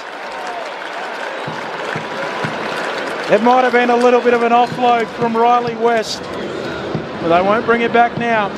Dogs by 49. 10-6, 66. Plays 2-5-17, 26 and a half minutes into the second term. Lex Pesce. Brent Harvey. I just want to bring your attention to the handball by Riley West. There was nothing special about the actual handball, but he was getting tackled and he shrugged his hips. He did not give up and just say, rightio, you're tackling me. He fought through it, and fought through it, gets his hands clean, gives it to Richards. Yes, it was an exceptional finish, left foot around his body, but Riley West, well done, fought through the tackle. You created that goal. Been really unselfish today, he has, Riley West. 6 goals to 2 in this second term so far. There's still a little bit left. Some more fruits for the Western Bulldogs. Flynn soccers it out of the ruck, gets it forward. Dogs are able to get numbers to the full of the ball. One of them is Dale, hand passes to Johannesson, out wider to Bailey Williams. Garcia offering a lead towards the interchange benches. He's ignored. Now Liberatore finds himself in space. Williams instead is going to go high, looking for Norton and Darcy. Could take the mark at ground level. Cole tapped it back to Marek intelligently. Then Marek kicks. Bustlinger will swallow this right on the edge of the centre square. Mark's uncontested, risky ball inside, but it's okay to find Cleary. And he wants to go quickly because Fraser's got a little bit of space on the outer side. Away he goes, just gets around Ryan, flicks a handball over the top. Johannesson on the attacking arc, goes back to Fraser, to Bontempelli. Time to steady, eyes the goals. Norton shepherds it through. A procession. 55 points the lead before half-time. 11-6-72, plays 2-5-17, 28 and a half into the second. Brent Harvey. So this is the difference between the two teams. The Western Bulldogs win the ball on half-back, and they don't want to go down the line to a contest. Instead, they switch the ball to the middle of the ground, which makes the West Coast Eagles defenders not know which way the ball's going to go now. When you're locked into one side of the ground, the defenders can set up and judge where the ball's going to go. Against the Western Bulldogs, they take the ball off the line through the middle of the ground, and then you don't know which way to defend. On the contrast, West Coast still kicking down the line. For whatever it's worth, the 250th goal in the AFL for Marcus Bontempelli as well.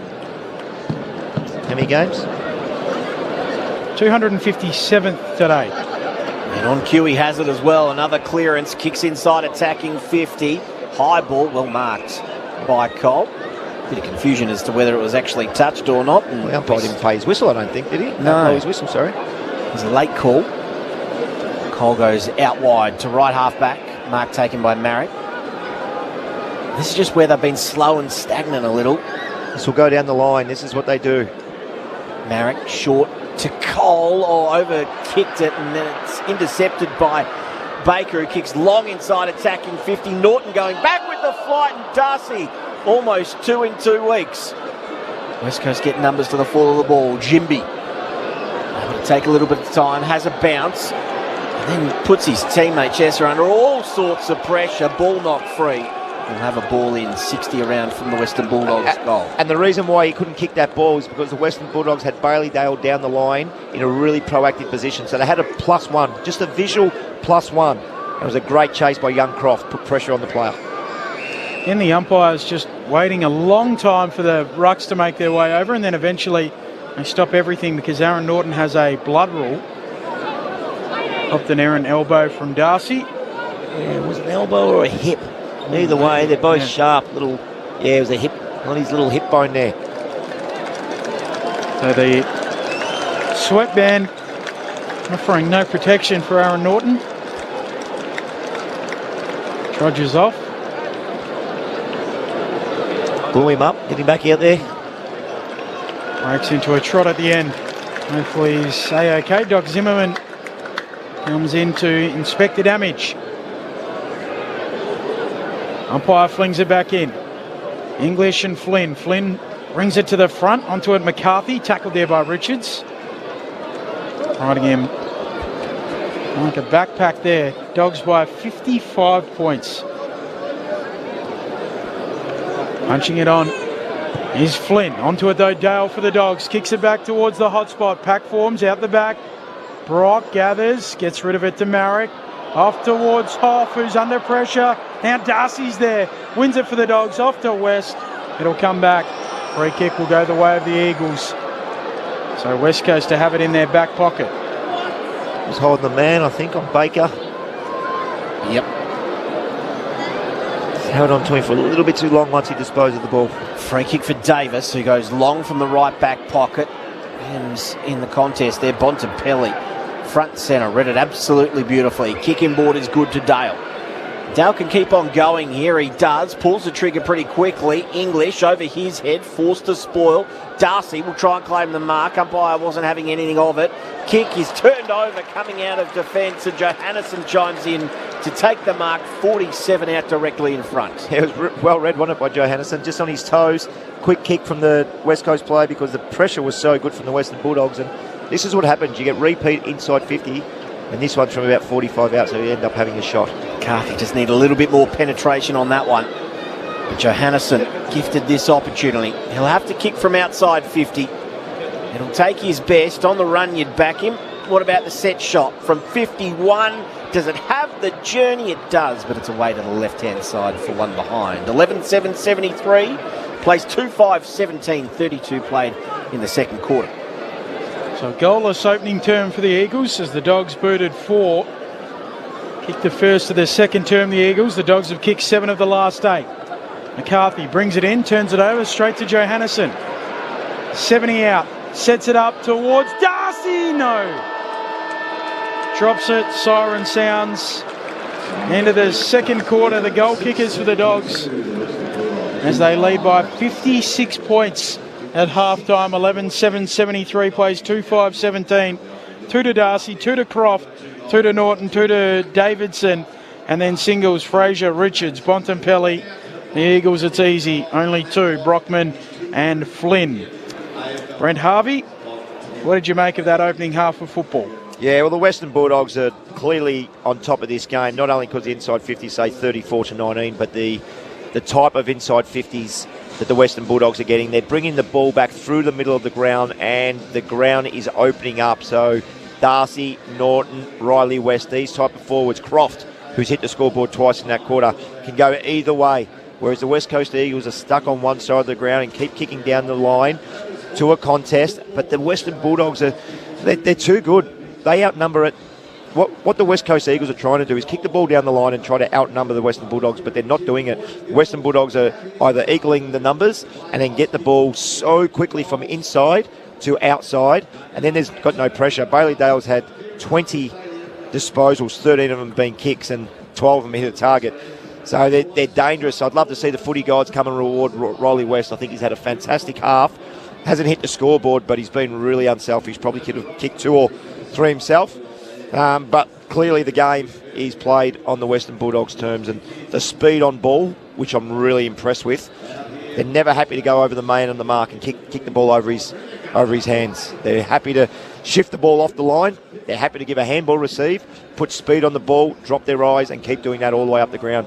We've seen a number of times this half where the ball has transitioned from one end of the ground to the other without the West Coast Eagles players even look like touching the ball. It looks like they've found one, or absolutely have found one in Jordan Croft. 2 goals, gave away 2, and took some towering pack marks and some really good, he displayed great agility at different points in that quarter as well. Well, there's been a lot of talk and speculation about Jamara and what happens going forward. Are you happy to offload, I don't know, what's he on, $8 or $9 million, $800,000 or $900,000 million dollars? Pay Croft, he's only his first year, so he's still on a base contract, which is $120,000, and you found someone. Is he up to Jamara's capabilities right now? Probably not.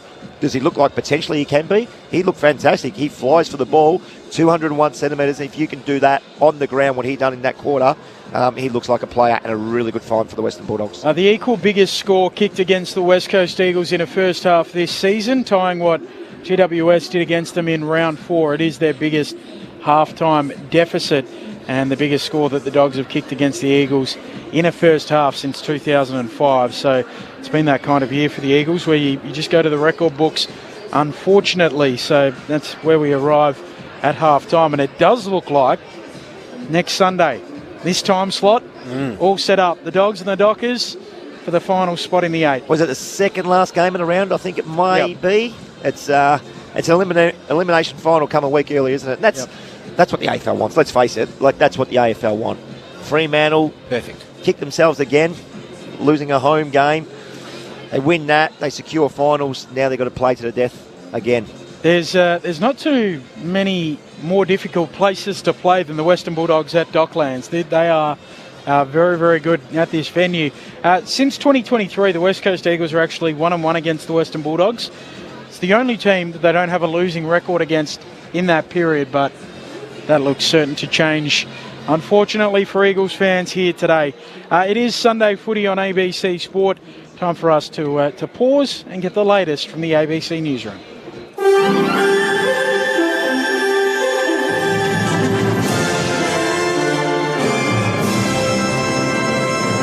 ABC News, I'm Eliza Getzi. Ukrainian soldiers have expressed scepticism over diplomatic moves to end the war with Russia after the US president failed to secure an agreement from his Russian counterpart to put a stop to the conflict. Ukrainian President Volodymyr Zelensky is set to travel to Washington for talks with Donald Trump after Mr. Trump's meeting with Vladimir Putin in Alaska. The Russian leader has reportedly told Mr. Trump he'd consider freezing the front lines if Ukraine surrenders territory it controls in the Donbas region. On the front line in Kharkiv, this platoon commander dismisses that idea. We will not give in and we will stand our ground. How could we just give away our territories? We must go all the way. Too many of our people have already been killed and more may die. To make sure their sacrifice is not in vain, we must go to the end. Israel says it's targeted a power station used by the Iran-aligned Houthis south of the Yemeni capital, Sana'a. The military says the strike is in response to repeated attacks by the Houthis against Israel, including launching missiles and drones towards its territory. Israeli media say the attack on the Haziz power station was carried out by the Israeli Navy. Houthi-run TV says the power station was struck by an aggression, knocking some of its generators out of service, but it hasn't indicated the source of the attack. Rescue operations are expanding across northwestern Pakistan after flash floods killed more than 400 people in the last 2 days. Authorities say some damaged roads have now reopened, allowing vehicles and heavy machinery to reach isolated villages where crews are clearing rocks, mud and the rubble of collapsed homes where people are still feared missing. In one of the deadliest incidents, 24 people from one family died when floodwaters swept through their village on the eve of a wedding. Pakistan's Disaster Management Authority has warned of more rain and possible landslides in coming days. Back home, the Prime Minister says this week's Economic Reform Roundtable will examine a suite of issues and be highly consultative with businesses, unions and other parties. Ahead of the talks starting on Tuesday, Anthony Albanese has revealed he'll host attendees at the Lodge on Wednesday. Mr Albanese has dismissed criticism the forum will become a talk fest and not result in real action to boost productivity. Australians want two things. One, they want a government that leads, but secondly, they want a government that listens. We make no apologies for the fact that we're opening up to ideas. Victorian police are appealing for help to find 2 suspects after a violent home invasion in Melbourne's east that's left a man with serious injuries. They allege 5 offenders broke into the Kew East home early today, demanding access to a safe before stabbing the man 11 times. His wife suffered minor injuries. Police say her 2- and 3-year-old children slept through the incident uninjured, and their grandparents were injured but have been discharged from hospital. Police say the intruders stole the couple's car before crashing it in Deer Park, where officers arrested 3 males aged 16, 17 and 24. Detective Sergeant Leanne Trussler says the trio have refused to tell police who the other suspects are. If you're their family and they're going around doing that to other families, my strongest suggestion would be bring the offenders in, get it dealt with. The Greens have called on the West Australian Museum to drop oil and gas giant Woodside's sponsorship of the museum's marine biodiversity research. Woodside has sponsored WA Museum's research for 28 years. About 100 people have protested against the sponsorship arrangement at the Maritime Museum in Fremantle during a Woodside Open Day event. WA Greens MLC Sophie McNeil says the museum's relationship with Woodside is inappropriate. We've written to the director of the WA Museum because we think this is greenwashing. We think it's really inappropriate for a fossil fuel company to be sponsoring marine science events when they are the ones who are killing our reefs right now at Ningaloo. Woodside says its collaboration with the WA Museum has led to the discovery of new species and an increased understanding of WA's marine environment, and it's extended its funding sponsorship by 5 years. To sport now, and in rugby league, the West Tigers are celebrating wins in both the men's and women's divisions.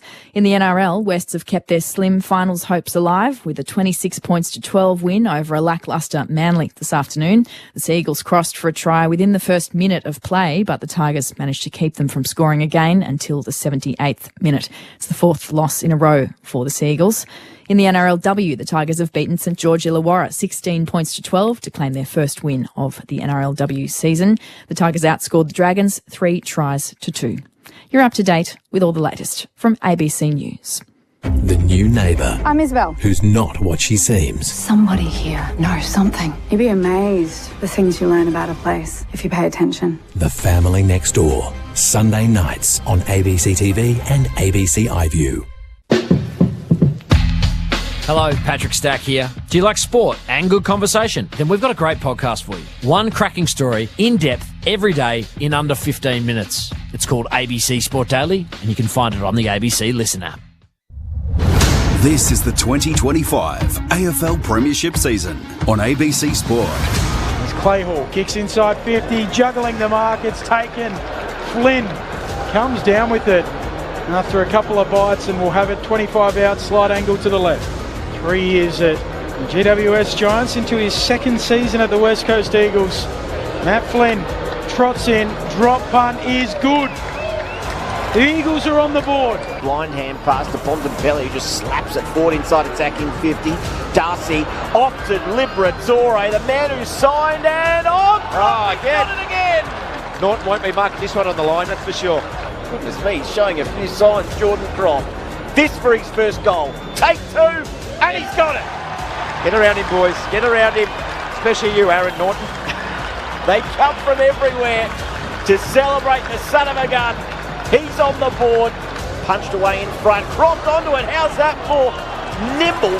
And then kicks it to Davidson, who kicks his second from the top of the square. In at the row from the 201-centimetre debutant. The Eagles have copped it up. It's all the Dogs. West picks it up. He's Croft again. Wheels in and kicks the goal. He's kicked 2 and given away 2. He's everywhere. What a debut. He'll kick long inside 50. Coming across, Darcy, hands to it, no mark. West gets rid of it to Richards. He gathers low down, swings the banana through. Wow. He is all class. Away he goes, just gets around Ryan, flicks a handball over the top. Johannesson on the attacking arc, goes back to Fraser, to Bontempelli. Time to steady, eyes the goals. Norton shepherds it through. A procession. This is ABC Sports coverage of the AFL. On your radio. ABC Sport Digital. And on the ABC Listen app. The Bulldogs leading by 56 points at the half, 11-7-73, plays 2-5-17. Really, the emergence of Jordan Croft, the debutant, has been the story of the day. We thought it would be Darcy and how many he could kick. He kicked the first 2 of the game, hasn't kicked one since. But multiples to Darcy, Croft, Norton and Davidson. Singles to Bontempelli, Richards and Fraser, the Eagles, Flynn and Brockman. Earlier on today, the Kangaroos, a big win over Richmond, 48 points down in Hobart at Bellerive. The story of the day was Sheasel, 54 disposals, only once done before at AFL level. Tom Mitchell with his 54, so equalled the record earlier today. Couldn't quite go past it in the dying stages. Paul Curtis as well. He booted 5 goals in the 48-point win. He caught up with our very own Andrew Cooling as well. Well, Paul, a pretty dominant victory there in the end. It was tight in the first half. What was the message at half-time that enabled you to turn things around and really dominate in that manner in the second half? It was just like, I feel like it was a lot of momentum, really. Like we obviously have a game plan that we stick to, and I was really just momentum and just energy and effort. Harry Sheasel equalling the record for most disposals in the history of an AFL game. Was that a bit of a focus for the boys in the last 10 minutes? It seemed like you were trying to feed him the ball a bit there. Well, I actually don't know too much what the midfielders were thinking, but he just gets in the right spots at the right time, and we just give it to him. He's a great ball user, so if he's there, we just give it. And your own game, a great performance from yourself, kicking 5 goals up there. You must be happy with how you played out there today. A couple of wonderful goals in there. That one from the pocket in particular was a brilliant snap. Yeah. It's a bit of luck in the end, but I was just happy to get onto a few of them. But it all stems from the midfield and their energy and their poise coming into the forward line. A pretty good vibe and feeling in the rooms here post-game. How have you found the season and coming towards the end of it now? What's your overall assessment on another year for the Kangaroos? Look, it's been a tough year for all of us, and we go out each week and we try our hardest. But to finally get a win, and all the work paying off.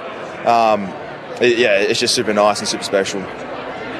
And one more game before the end of the season. I'll no doubt be looking to string together a couple of wins. How important are these kind of late games in the season? Obviously, you haven't got finals to play for, but in terms of building for the future. Yeah. Oh, it's massive. Like these two games just go into next year's start and next year's pre-season. So just being able to stick to it and hopefully get another win next week.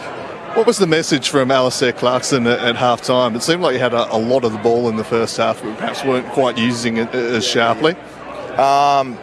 It was just like we're getting the clearances and all that, but it's just about using it and the midfielders having a bit of poise and hitting the lead coming up at the leg, so and creating a contest down the line. In your own season, you've obviously had a wonderful season on an individual level. Are you starting to really feel like you can dominate at this level? And what have you, I suppose, put the big improvement in your game this year down to? Yeah, for me, it was really my mindset. As a forward in this team, it does get tough sometimes. But just being able to stay in the game and my mindset, bringing myself back to the moment and not worrying about any mistakes I make. And moving forward was really a key thing for me this year. No worries. Thanks for your time, Paul. Thank you. So that was Paul Curtis chatting to Andrew Cooling after a big win for the Roos down in Hobart. J-Dog has texted in, some think Jordan Croft could eventually become a key back for the Dogs. The kid can play any position, including wing and second ruck. Highly combative. With what you've seen today, Burma, do you think he could be a defender for the Dogs? That seems to be the area of need. Yeah, it does. And I know a lot of talk's been about putting Norton there when he's not in great form. Potentially, the way he flies at the football, and I've seen a lot of forwards play junior level who come and try to play there at AFL and don't really. Benny Mackay, for instance, who was come to Kangaroos as a forward, goes back and now he's a really good defender. Can he potentially do that? Absolutely he can. Coaches also use it as learning tools. You know what? You go back and you play on some of the best centre-half forwards in the game, see their running pattern, see their work rate. When you've done that for 12 months, we might chuck you back forward. So, yes, I think he can do that if they need that. Rory Lobb looks like he's doing a pretty good job at the minute at centre-half back. The earlier game as well, Geelong and Sydney, 16-15, 1-11 plays, 10-8, 68. The Cats have won over Sydney. Jeremy Cameron goalless. Bailey Smith, 30 disposals. The Cats lock in a finals berth. Their 13th finals appearance in 15 seasons under Chris Scott. And they're second on the ladder at the moment. Goalless. So I did ask you the question on air, didn't I? About Jeremy I said Cameron. no. You said no. I've been no the whole time. Willie Mays, Hazy? No Hazy? way. No way. Yeah. I don't think he gets there. So 21. Even if they play 4 finals, which they might only play 3 or less. Still have to average 4 a game, doesn't he? Yeah, it's just not happening in a final. Consistently.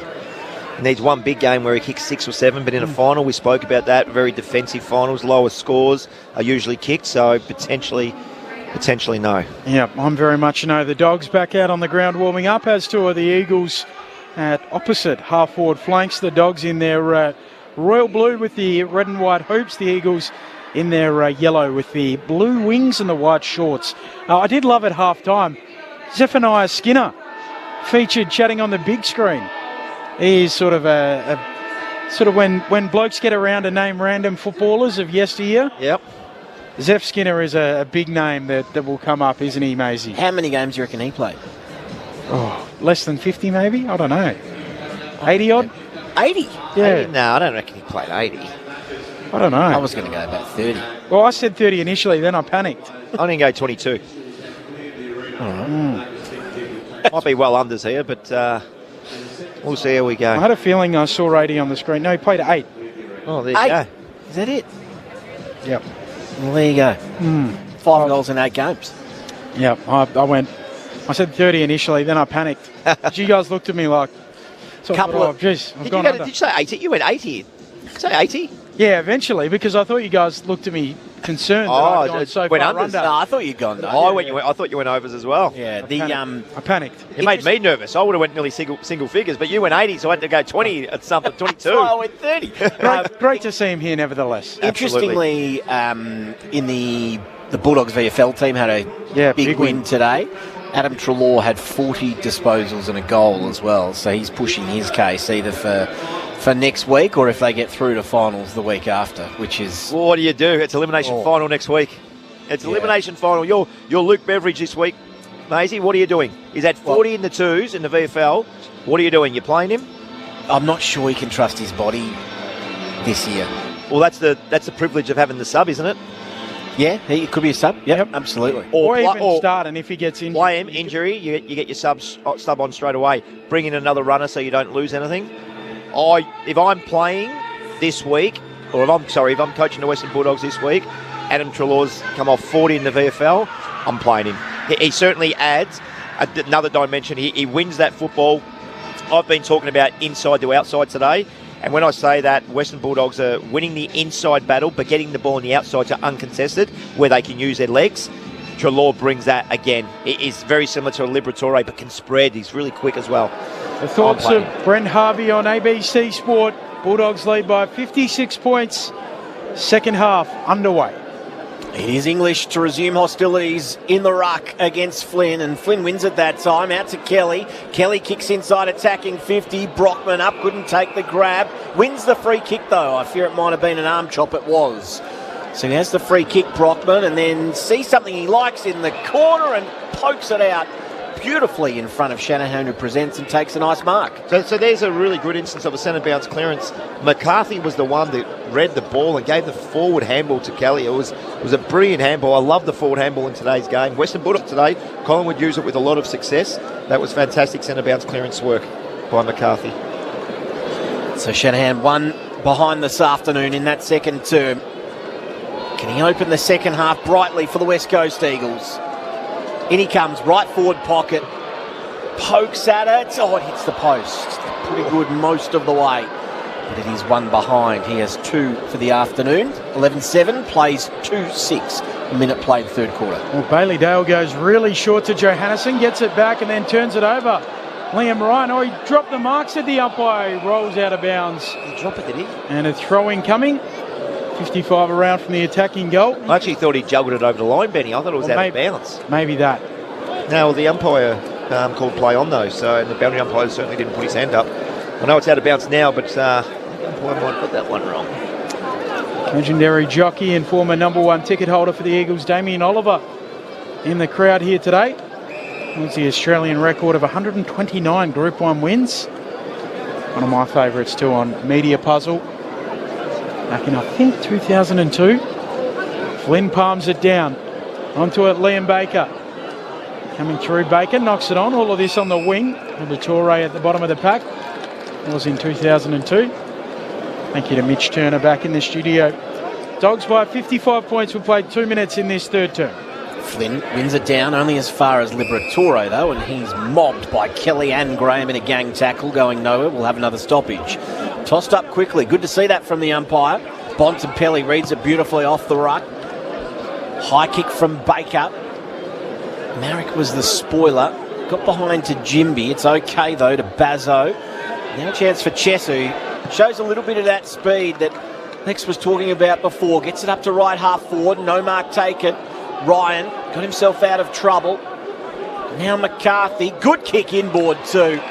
And the mark is taken by Long, who can go back from about 50 out, slight angle to the right. Just impressive with his decision making, isn't he? He is. McCarthy just drops his eyes there, and that's on the outside of his boot on a right leg. Just finds a player. It's really impressive from such a young player. It's an easy one to blast, that isn't it? It is. Boomer to the top of the square. Most people go to the top of the square because they've got a little bit of pressure from behind. So in comes Noah Long. He'll kick from 49, launches, and this looks pretty straight. Lovely kick. So West Coast have the first of the second half. 11-7-73 plays 3-6-24. Played 3 minutes. Nice bright start here by the Eagles, Boomer. It certainly is, and we go back to that stoppage, and McCarthy gets the football with a little bit of pressure on him. Instead of blazing like most players would and go to the top of the goal square to a contest, which they've been doing a lot today, he's got the ability to say, no, I'm not doing that. I'm going to find somebody.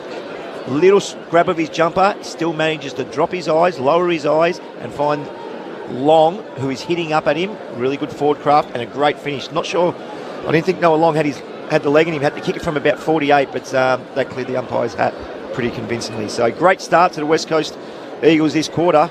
I reckon it's about 3 inside 50s to nothing at the minute, so hopefully another centre bounce clearance here and can hit the scoreboard again.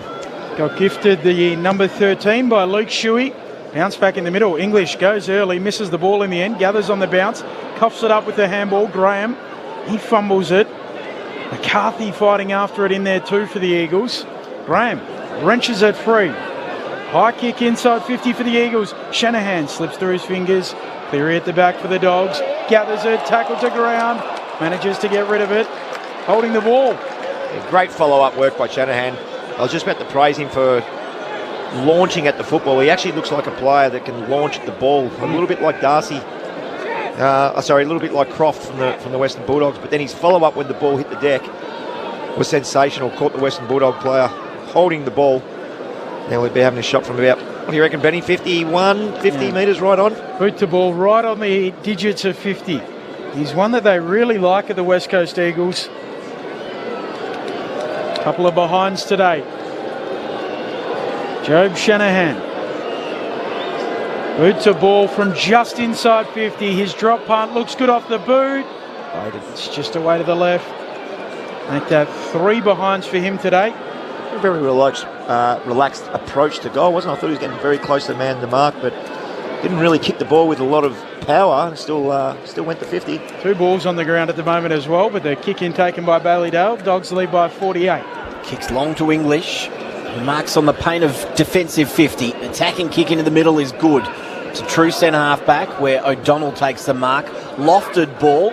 Asking a bit of Richards here. It bounces in front of him. Richards saw Cleary for a little bit of support and tapped it to his advantage. Cleary to Baker. Drop the mark. Richards is able to mop up. Gives it back to Baker. Now kick inside 50. It's a little off the side of the boot. No mark taken. Jimby came bursting through. Received the footy.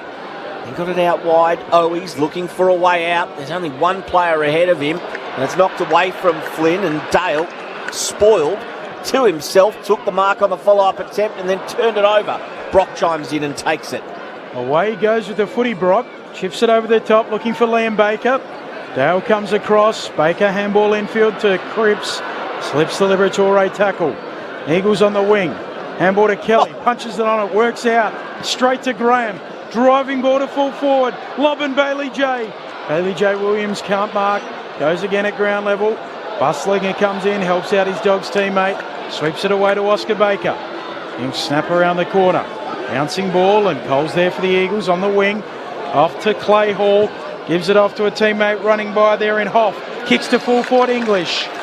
He's back there for the Dogs. Marks at fullback. Shanahan no chance in that 2-on-1. Plenty of tall timber around him. English out to Dale. This kick's better. Finds Liberatore. Right half back. He's looking for a runner out wide, and it's Bailey Williams of the Dogs variety. Kicks inside, attacking 50. Oh, mark dropped. Did Jimby give away the free kick? He did. He did in the end. He didn't need to do that. He didn't need to make contact with Croft, I think it is. Yep. So Croft has the free kick. He dropped the mark already, Maisie, hadn't he? He had. It had slipped through his fingers, and Jimmy just overcommitted to the spoil, took his arms out, and Croft has the footy. Well, this is just a many spot in the team. It looks like, I reckon he'll go to top of the goal square with this. So he's going to kick from just outside 50, just a little 9-iron, looking for Norton. Flynn in the hole, did well enough to affect the spoil, and then Davidson is there. He's wrapped up. We'll have a ball up 20 metres out from the Dogs' goal line, directly in front. Up it goes. Darcy palming it down. Bontempelli coming through. Hoff steals it. Tackle to ground. Dogs by 48. Another ball up at full forward. Set up really well behind the ball again, the Western Bulldogs. Darcy doing the ruck work. Bontempelli cuts a swathe through them. Misses Davidson with his handball.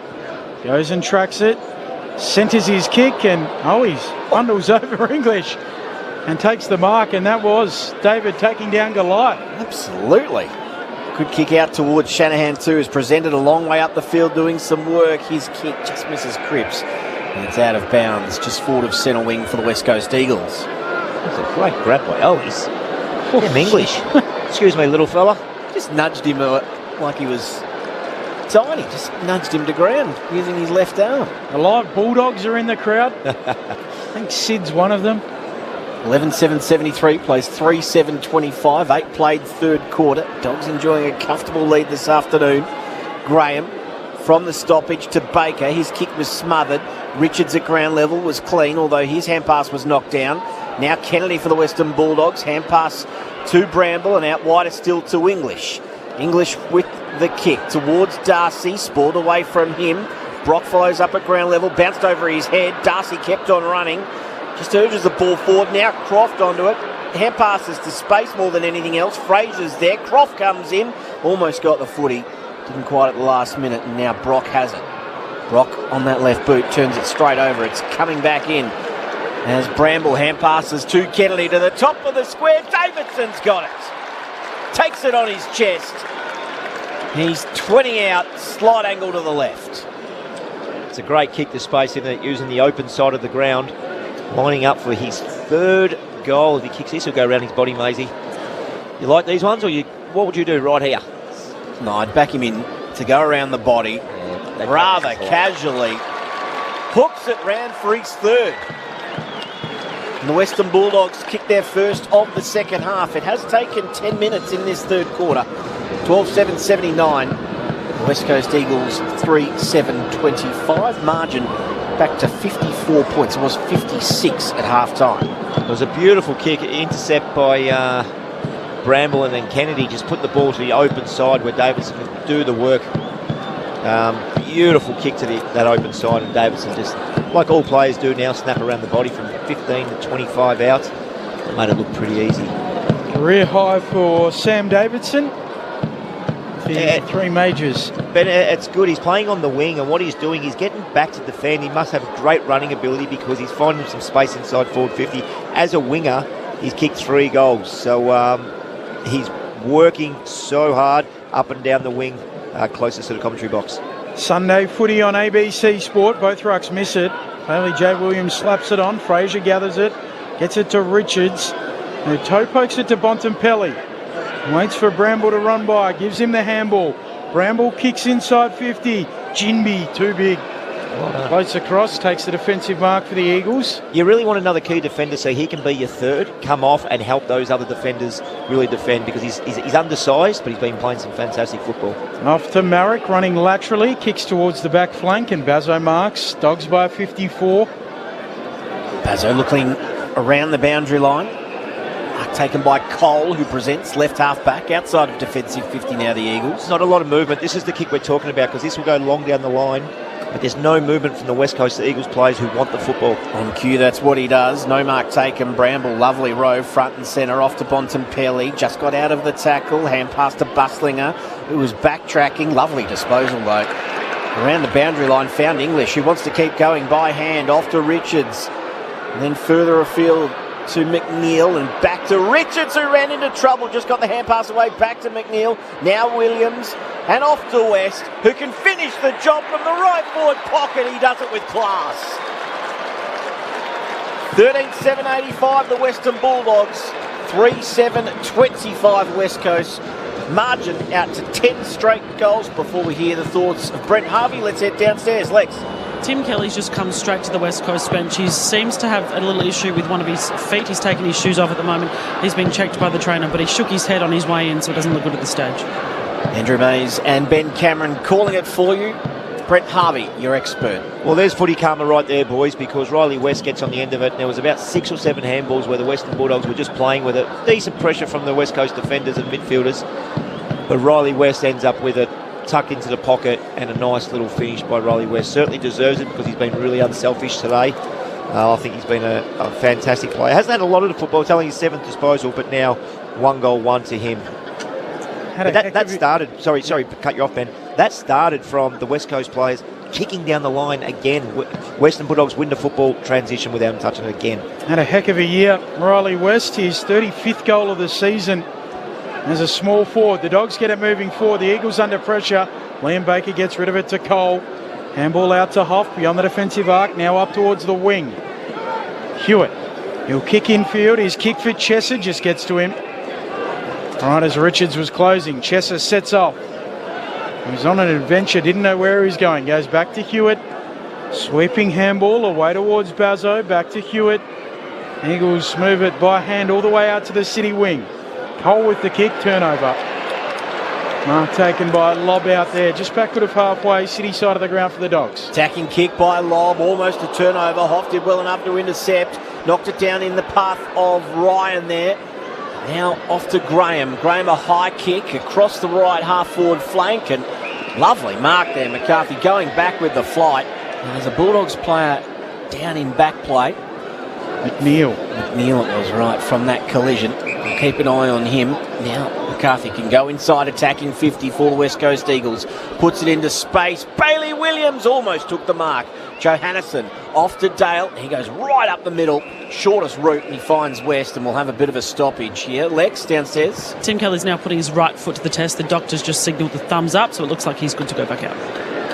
What's this rule here? Because there's no one that's coming off on a stretcher. There's no blood rule, but the umpire stopped the game because a Western Bulldogs player is limping off the ground. So Ray Chamberlain explained it to us yesterday that if the player's within a kick and a half and there's a chance that the kick will be dumped on top of the head of the injured players or player with the trainer, then they'll just pause it momentarily. But he's running off the ground. I know. I'm with you. We never used to. Well, I'll tell you what's going to start happening. When you need to slow the play down, people are going to be limping off the ground and going, hang on up, I'm limping off. It can't happen. It feels very open to manipulation, doesn't it? Yeah. And Ellie J. Williams. You think the players won't do it? I promise you they will. Flicks it out to Graham, to Hewitt, kick into the pocket. If you're playing in a final or a grand final and you want to slow the play down because the opposition's got momentum and something needs to happen like that, a player's doing it. Does it sound fair? Probably not, but players are doing it. Dogs by 10 goals neat. Quarter hour mark of the third term. Saturday footy on ABC Sport. Ball to be tossed back into play inside attacking 50 here for West Coast. No ruckman, so Bailey Williams gives it to McCarthy, who hit the pack nicely. Kick skews off the side of the boot. It'll land 30 metres out directly in front. Ryan back with the flight, couldn't complete the mark. Bailey Williams, Western Bulldogs version that is, goes to O'Donnell. Then back to Bramble, and now out wider still to Bailey Dale, who goes long with his kick to Davidson, who's on his bike yet again. That's just brilliant. That is a weighted kick. That is one of the better kicks you'll see this year. Attacking kick from Davidson's good as well. He finds Kennedy right in the middle, and he's got players out everywhere. One of them's Baker, and he hits him on the chest. 45 from goal. Baker goes into the pocket to Norton. Rightio. If Bailey Dale's kick was one of the best you're going to see, Davidson was second best for the year, and the next one wasn't too bad either. It's unbelievable, these Western Bulldogs. I thought they were a great team by hand, but their kicking has been exceptional today. Now they've got to finish the job through one of their spearheads. Aaron Norton, who has enjoyed an amazing run over the last 5 or 6 weeks, adds another to his tally. He's got 3 this afternoon, and the Bulldogs have 14 on the board. 14-7-91.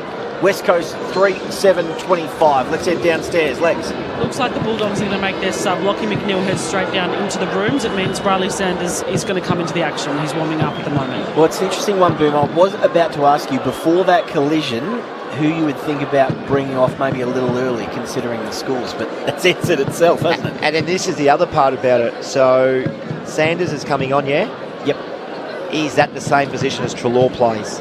Are they the same player? Are they a similar type of role? So you bring Treloar in, Sanders goes out. I don't know the right answer and the right mix. Only the Western Bulldogs would know what they need to win a couple, or win next week number 1, and then win a couple of finals to play on the big stage at the MCG. But the way they're kicking the football today, that was phenomenal. That was 3 really, really, really good kicks. Back in the middle, Lob doing the ruck work. Taps it down straight to Liberatore in his natural habitat. Scrapping after it on all fours. Secondary ball up in the middle. Up it goes now. Lob taps it down for Kennedy. Hooks across his body in the Baker direction. knocks it down. Croft arrives. He gets it out. Garcia, slick hands. Tracking it, Bailey Williams for the Dogs. He'll pick it up and kick into the pocket. Darcy! 45 out, 5 in from the boundary line, and he'll go back and kick for his third. Another beautiful kick there from Bailey Williams on the outer wing. Well, this is what I actually didn't know existed from the Western Bulldogs. They're a very good team, I know that. I think they're the best in the competition by hand. I haven't seen this kicking part of their game at all, but I haven't watched them a lot live this year. This is going to be a big kick if he kicks this, because this is tucked into the boundary. Very tight angle. Sam Darcy, highly skilled, and he dobs it. Wow. What can't this man do? One of a kind. Dogs by 72, 15-7-97, plays 3-7-25, Lex Pesce. McNeil has a corked hip, so he's done for the day. Won't get much fun in the morning. The old stinger, that will come up nice and bruised too. It'll bleed overnight and be purple as anything in the morning. But that's 4 goals now in 9 minutes for the Western Bulldogs. Lex Pesce. It looks like West Coast are about to make their sub as well, so Jacob Newton will come on for his very first game of AFL footy. It's exciting for the young fella. Hopefully he kicks a goal today too. Centre clearances overall are very even, 25 apiece. But it just feels like the Western Bulldogs are way on top of that stat. Back in the middle. English leaves it for Liberatore. Liber just trickles a kick forward, and English tried to do the work at ground level. Was just pushed off it in the end. Now a chance for Hewitt. Left half back here for West Coast. Hand passes back to Bazzo. This is okay too as he runs a loop, and then Hewitt kept on running, becomes the receiver, kicks inside attacking 50, lob leading all comers, couldn't gather the bouncing ball. Ryan did, clean as a whistle. Dummy, then kicked off the outside of the boot, looking for Cripps in front. Brockman tried to get at the advantage of a teammate, couldn't do so. Now Liberatore in there, right back pocket, just got his hands free. Buslinger, quick snap out of the danger zone, ball bounces end on end. Bazzo not able to gather, and Baker sees it over for the Western Bulldogs. Will have a ball in, kick and a half from the West Coast goal. We've got their inside 50s, 43-28 Western Bulldogs way. Doing it pretty easy, but it's not the amount of times they're going in, it's the amount of times they're going easily in and finding a target. Sunday footy on ABC Sport, throwing on the city wing of Docklands. Doesn't come out of the congestion. Go again. Up it goes. English spikes it forward. Garcia trying to emerge with the footy, tackled there and caught by Chesser. Free kick to the Eagles on the wing. Dogs leading by 72 points. Chesser. He'll look into the pocket. Ryan's at the back. Bailey J. Williams at the front. Lob comes over and swats it out. A throwing coming. 45 around from the attacking goal for the Eagles. Thought he was going to launch their Lamb run from the back. Looked like it for a moment. Attacking the Coventry end in this term, the Eagles. Welcome to those of you joining us from Geelong and Sydney. It's about as you'd expect. The Western Bulldogs leading by 72 points. 22 minutes into the third term against the West Coast Eagles. Do we get to 100, Benny?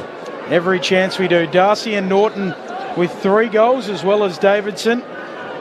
Now the Bulldogs have just made their sub. Lockie McNeil subbed out with a corked hip. Riley Sanders into the game. Off the West Coast Eagles, Jacob Newton is about to come into the game on debut as well.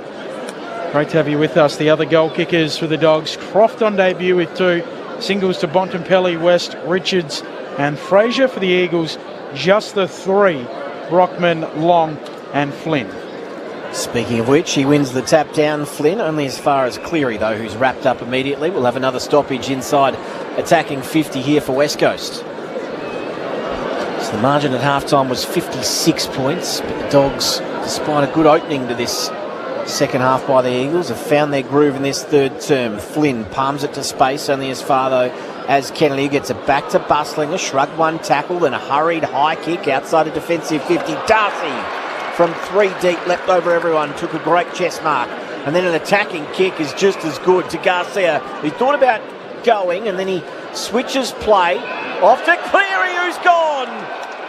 caught by Brockman. Well done holding the ball, turnover in the middle.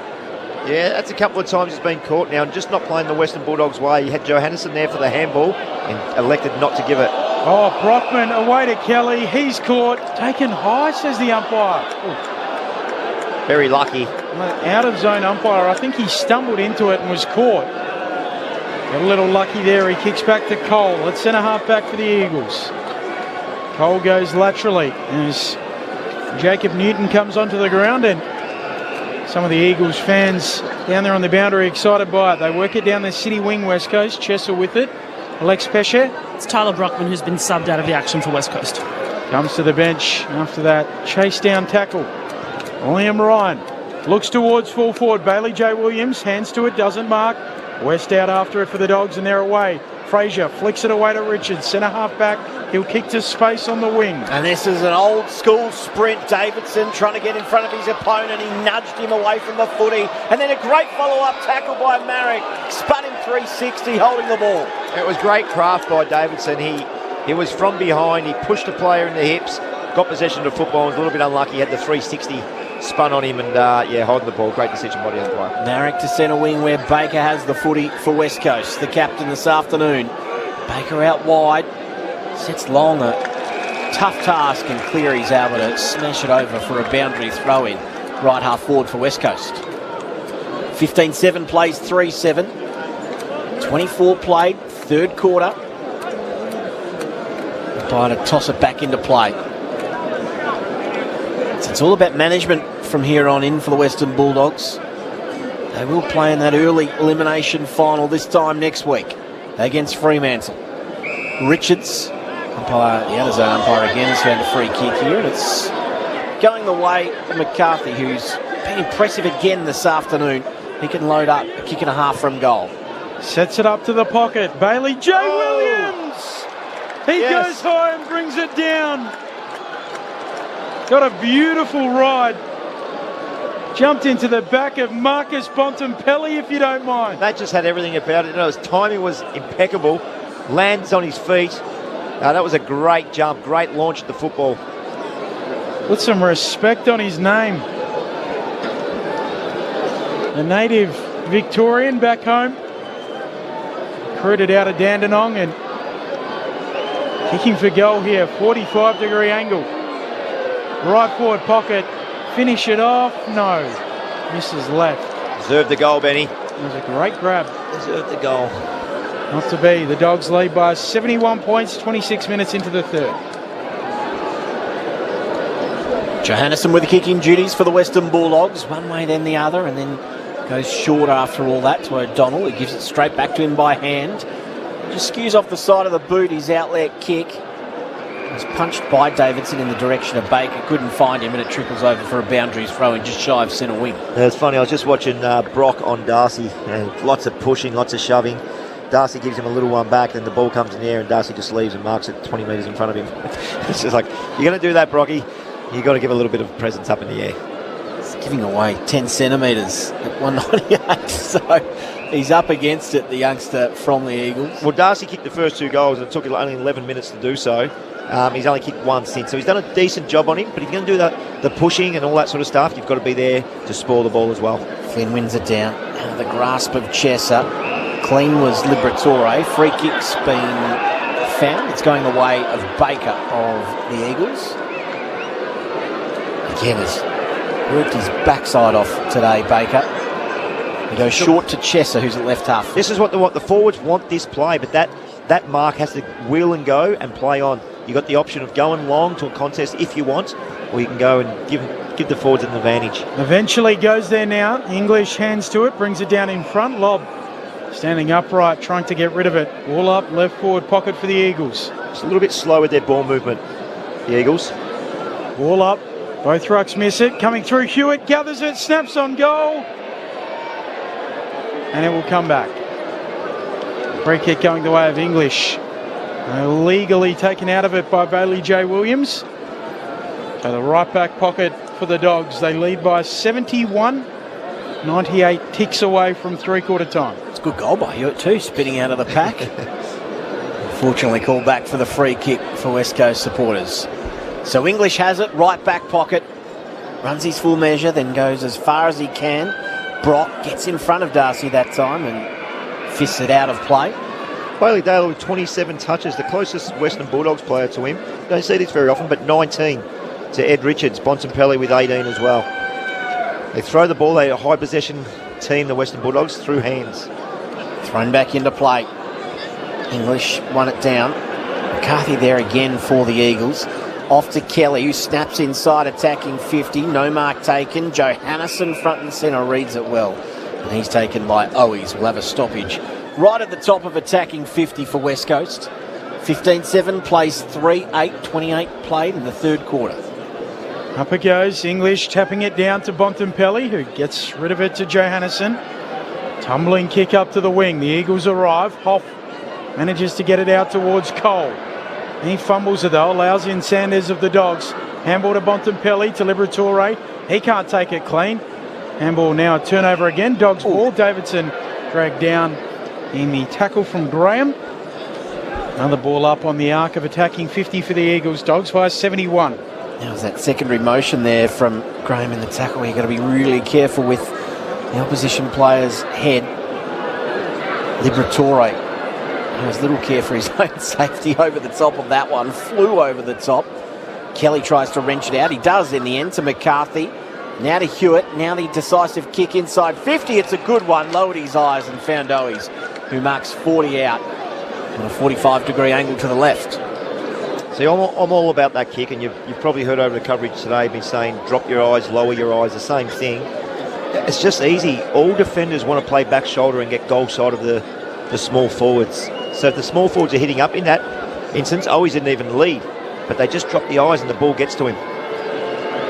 Limited opportunities today for Owies. He's kicked one already on the stroke of three-quarter time. He's hit that one thin and unfortunately no momentum, Maisie. Yeah, slices it to the right. Didn't even make the distance. Oh, he had zero momentum. I hate when they blow the siren mid-kick, but I don't think that had much to do. It just had no momentum. It was never going to kick the ball more than 38, 40 metres. Absolutely. So 15-7, 97, the Western Bulldogs. West Coast 3-8, 26, three-quarter time. Goal kickers for the Dogs. 3 to Darcy, 3 to Norton, 3 to Davidson, 2 to Croft, 1 each to Bontempelli, West, Richards and Fraser. Meanwhile, for the West Coast Eagles, it's all singles. 1 to Long, 1 to Owies and 1 to Flynn. The Eagles' lowest score to three-quarter time this year in what has been a difficult year with just the one win. The Dogs by 71 points, 15-7, 97 plays 3-8, 26. The thoughts of Brent Harvey coming up next. This is Sunday Footy on ABC Sport. On the ABC Listen app, stream a wide range of free audiobooks, like from Leanne Moriarty, James Patterson, Tim Winton, and Kate Morton. No catch, just press play. Find free audiobooks on the ABC Listen app. This is the 2025 AFL Premiership season on ABC Sport. Ryan got himself out of trouble. Now McCarthy, good kick inboard too. The mark is taken by Long, who can go back from about 50 out, slide angle to the right. So in comes Noah Long. He'll kick from 49, launches. This looks pretty straight, lovely kick. So West Coast have the first of the second half. Rock on that left boot, turns it straight over. It's coming back in. As Bramble hand passes to Kennedy to the top of the square. Davidson's got it. Takes it on his chest. He's 20 out, slight angle to the left to go around the body. Rather casually hooks it round for his third. Then further afield to McNeil and back to Richards, who ran into trouble. Just got the hand pass away, back to McNeil. Now Williams and off to West, who can finish the job from the right forward pocket. He does it with class. Kick from Davidson's good as well. He finds Kennedy right in the middle, and he's got players out everywhere. One of them's Baker, and he hits him on the chest. 45 from goal. Baker goes into the pocket to Norton. Enjoyed an amazing run over the last 5 or 6 weeks. Adds another to his tally. He's got 3 this afternoon, and the Bulldogs have 14 on the board. Trucking it, Bailey Williams for the Dogs. He'll pick it up and kick into the pocket. Darcy, 45 out. 5 in from the boundary line, and he'll go back and kick for his third. Very tight angle. Sam Darcy, highly skilled, and he dobs it. What can't this man do? One of a kind. This is ABC Sports coverage of the AFL. On your radio, ABC Sport Digital. and on the ABC Listen app. Great to have you with us. Sunday footy on ABC Sport on the SMS line. Keep them coming, 0437 774 774. Hey boys, loving the call. Expert analysis as always. Coming back from the Ruse at Bell Reeve the day after my son was born. Pleasure as always. Owen Jaffa Cakes Davies. Do you know Owen? No, I don't think I've come across Owen, or I might have seen him down at training, but it's a very nice text message received, and a very happy man 2 days in a row. Congratulations, yeah. Congratulations yesterday and congratulations today. Go to Kangas. Gee, doing well to go to the football the day after your child's born, aren't you, Maisie? Well. Yeah, no, I've done it twice. Well done. Maisie mentioned that to me earlier today. Really? That he'd gone to the footy the day after. The day after? Both of his kids were born. That's a great effort. It's the benefit of having two kids who were born very close to the MCG. Walking distance. Walking distance. Excuse me, love. Excuse me, honey. I'm just going to duck off for a second, need a coffee, and go to a full game of football. Got one due close to the AFL Grand Final, so I might need that excuse. Sunday footy on luck, ABC Benny. Sport, Good round luck. 23 at Docklands. All of that expert analysis from Brent Harvey. Well, I mentioned through that quarter there, the third quarter, the Western Bulldogs kicking. They put on a kicking masterclass, and it wasn't just the basic kicks that were coming at you. It was one going away, one going back inside, a weighted kick. And I mentioned so many times about the hands of the Western Bulldogs, who I think are the best in the competition at it. From what I've seen today, you can nearly add the kicking prowess as well. They've been fantastic. I'm still a little bit concerned about the West Coast Eagles ball movement, and I don't know what it is, because you can't kick on a 45 or you can't drop your eyes if there's no movement up the ground. It's a little bit like the chicken and the egg. What comes first? The kicker wants movement, but if there's no movement, he has to go down the line. And when you haven't got the personnel, I mean, we've seen Bailey J. Williams take a nice hanger, but that's only happened once today. Every time it goes down the line, the Western Bulldogs outnumber and then transition the ball. So I'd like to see the West Coast Eagles just take that game on a little bit more, come off the line with the football, and by that I mean hit the 45s, turn, hit another 45, and unsettle the Western Bulldogs defence. At the minute, I'm not really seeing that. And the Western Bulldogs, well, full of praise today. They're moving the ball with speed. They move the ball with this type of speed through hand and foot. They're going to trouble a lot of teams come finals time if they can scrape in next week, Benny. It is all set up for next week with the Dogs taking on the Dockers here at Docklands on Sunday afternoon. What a game that is going to be for the final spot in the 8. The Dogs lead by 71 here, 15-7, 97. Plays 3-8-26. Back in the middle. Final quarter underway. Flynn and English. Flynn taps it towards English, who taps it to Kelly. He coughs it up. Liberatore out towards Richards. On the logo, low bullet works out for Bontempelli. He's 60 from goal. Sets it up long towards full forward. Norton at the back. Spills the mark. Jimby goes and cleans up for the Eagles. Away to Hall, clearing kick beyond the defensive arc. Ryan goes up, Johannesson juggles it down, not paid the mark. All upcoming, 55 out from the attacking goal for the Dogs. Hands the ball back to the umpire, Johannesson, who's had a busy afternoon. Tossed up straight away. Oh, Bontempelli roped it beautifully, steams inside 50 and just misses to the left-hand side. Jeez, he got on the roll there beautifully out of that stop. Yeah, he's just got the ability to read it off the ruckman's hands, like not many in their competition. Now, the play before that, though, Bontempelli marks the ball 70 out and just wheels and goes and gives the Bulldogs forwards an opportunity to be one-on-one, and that's all you need as a forward. Marek with the kick in, Liam Baker bursting onto it, shrugs the tackle. Eagles down the city wing, he kicks into Fraser, who smothers it down.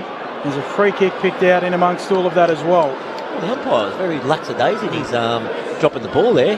No leg movement, no nothing, just a short little hand gesture. He did the same last quarter as well. It's very cash. Needs more histrionics. Yeah, got to give us something. We'll get him in class with Ray Chamberlain. Jimby up the middle for the Eagles. Handball away to Hoff. Hoff sweeps a handball out wide for Marek. Marek dabs a kick out wide to Chesser. Chesser does the same for Ryan, comes up and marks. This is the one. They've got to wheel and go and get the one-on-ones. They've got a ruckman there by himself. They're actually outnumbered in the opposition in their forward line. He doesn't. He takes his time. Ryan will kick into the pocket, looking for a marker. Instead, O'Donnell That's in the front. difference. That's the difference right there. Bontempelli rolls from 70, gives him one-on-one. Liam Ryan gets the ball and holds it up. Dogs by 72, 2 minutes into the fourth. O'Donnell shaped to go long, instead went short to Dale, who gives the running hand pass to Fraser. Now to Kennedy, back to Fraser. Still inside defensive 50, sells the dummy nicely and then kicks out towards the wing. It's over the head of Davidson, set him a little bit of a task. Now a chance for the Eagles, and then coming back inboard is the first gamer, young Newton, and then kicks inside attacking 50 away from a couple of teammates there, and it's seen over the boundary line and out of bounds by O'Donnell. So, Maisie, you had a call before in the third quarter. How do you manage your players now? You don't. There's certain players that want to be out there because continuity is good for them. But if I'm Luke Beveridge, I don't want Sam Darcy out there. Bontempelli, maybe Liberatore. You need to start rotating them pretty heavily. Game's won. It doesn't matter what you win by. Flynn down. And a big tackle on Baker. Ball's built free. Cripps kicks inside attacking 50. Dale able to pick it up. Not a lot of pressure applied to him. Now O'Donnell receives the hand pass, then goes long outside of defensive 50. Norton playing from behind. Turned defender. Punched as far as he could, but Marek wraps things up. The umpire circles for a second and then says, I'll have it. Between wing and right half forward for the Eagles. Some people will be saying it does matter what you win by for the percentage, but right now the Western Bulldogs at 135, Fremantle at 108. So percentage won't come into it next week, Benny, if Western Bulldogs can get over the line. Certainly won't. Ball up on the wing. Flynn palming it down. Bontempelli away to Kennedy. Off to Liberatore. High kick up to the wing. Unable to take the mark there is Sandy Brock. Coming through though, Baker for the Eagles. Hasn't stopped trying. Off to Jimby. Kicks out wide. Looking for Long up against Buslinger. Getting over Chesser helps out. Eagles ball on the wing. Runs around the gunslinger. Now kicks inside 50. Floating ball off the chest of Ryan. Bouncing ball. And they turn tacklers, the Dogs. Richards and also Bailey Williams right on Hoff. All up on the attacking arc. Dogs by 72, 4 minutes into the fourth. It's funny, the Dogs, if Collingwood, Hawthorn and GWS lose next week, they can jump all three of them and sort of find themselves the higher part of that bottom four of the eight. So maybe even a home elimination final up for grabs. Meanwhile, in the middle of the ground, taking two bounces is Bramble. Thought about a third. Oh, he's got West out the back, who played it beautifully. Took the mark, would have been a free kick instead. And he will line up from 20 out, slide angle to the left. Yeah, worst position in football, what Brock was doing then, running back full speed at Riley West, who's facing the ball coming towards you. That's a free kick if he doesn't mark that football. Well called, Maisie. But that's on the back of, again, quick ball movement. I've been harping on about this today. There's the difference between these two teams, and there's a lot of differences, clearly. But the speed on the ball from the Western Bulldogs versus the speed on the ball from the West Coast Eagles is very, very contrast. West just with one goal this afternoon. A bit of reward for Riley, and he gets it. His second, and the Bulldogs rack up the ton. 16-8, 104, plays 3-8-26. This looks like it might have three figures all over it. So there's a couple of ways you can put speed on the ball. Now, you can do what Bramble just done and run and take three bounces and break lines that way, versus Bontempelli marking the football 70 out, just wheeling and going. With this new stand rule, or the stand rule, the man on the mark can't move. So there's speed on the ball that way. You get the ball into a one-on-one, and then there's a handball received to somebody getting past the man on the mark. There's probably the three best ways to put speed on ball, or a forward handball. And, the Western Bulldogs have done all four of them today, whereas the West Coast Eagles are still reluctant to go fast and want to kick down the line to a contest.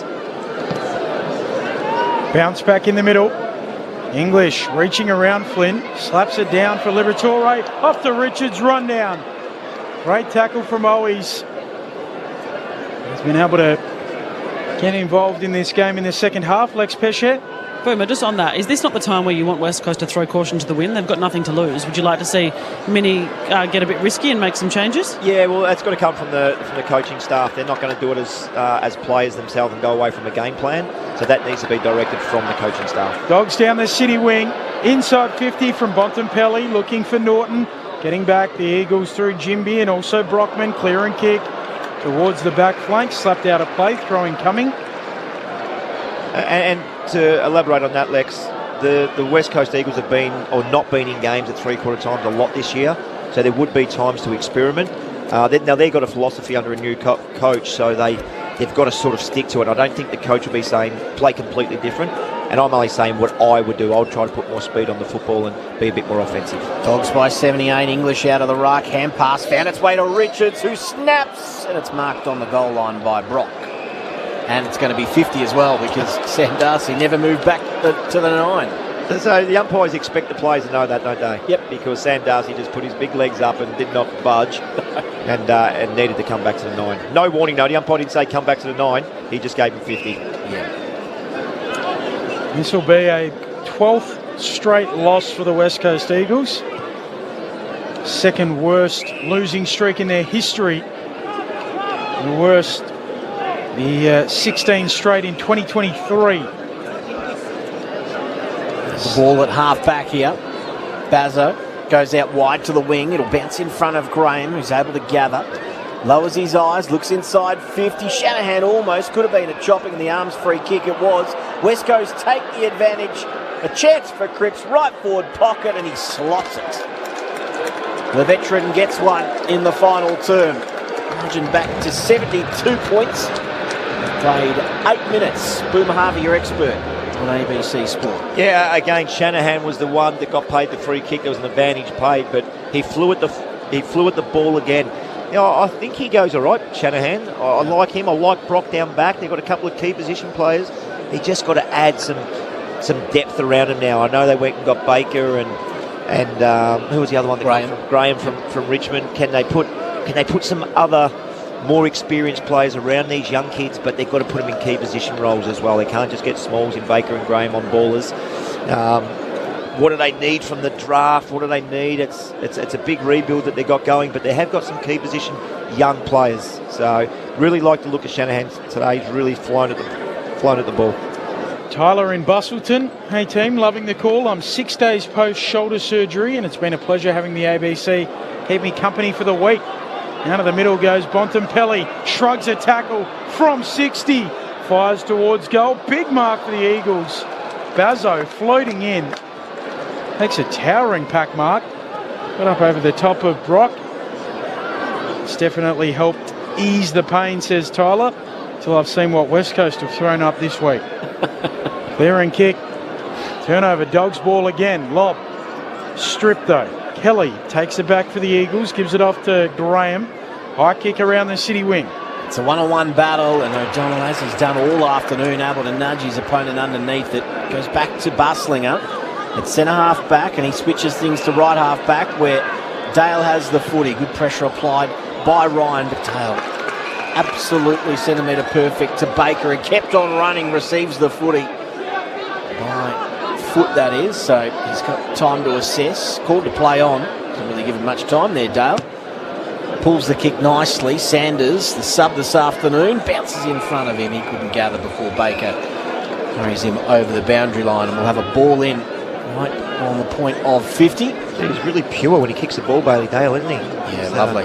Kicks it hard. Gets there really quick through the air. You hear it coming. Throw in half forward for the Dogs. Flynn palming it down for Hewitt. Hewitt's handball picked off by Oscar Baker. Rolled down and the ball up between wing and half forward. Dogs by 72. It's like a nice golf swing. When you just see it, you hear it, and there's a nice leg in football, and you go, yeah, that's nice. That's how he swings it. There's a goal for two. Hits a long ball. Plays off three. He's a left-hander on the golf course as Buslinger comes up to take a tumbling mark. Left-hander, isn't it? Yeah. I'm a lefty. Left-hander's the best. Hey. Golfers, yeah. Moves it on to Frazier. Chips it inside 50. Bontempelli in front of Darcy. He marks 40 out. McCarthy just asking for a free kick there, and all it was was Bontempelli being way more aggressive than anybody else on the ground and wanting that football in his hands. This is probably a part of the game that he can really improve on, isn't he? His set shots. He's kicked, I think, just on 1 goal a game, or just under, maybe. Very, very close to games played, but this is one area of the game where he can really make a difference. What a star he is. The Bulldogs skipper. His drop punt here is there. Make it 2 for the Bont today. The Bulldogs back out by 78. 17-8. 110 plays 4-8-32. 12 played final term. There's a luxury when you can push him forward. I know he's on ball, but he sneaks forward at every opportunity just through work rate, pure work rate, and gets a one-on-one match with any midfielder in the competition. He's bigger, he's stronger, and you know what? He's pretty much better than most players in the competition.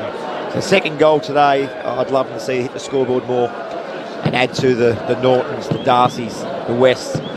Adds a whole new dimension when midfielders are kicking goals. How about cricket, Boomer? Left or right hand? Left, everything double-handed, baseball, cricket, golf, left-handed.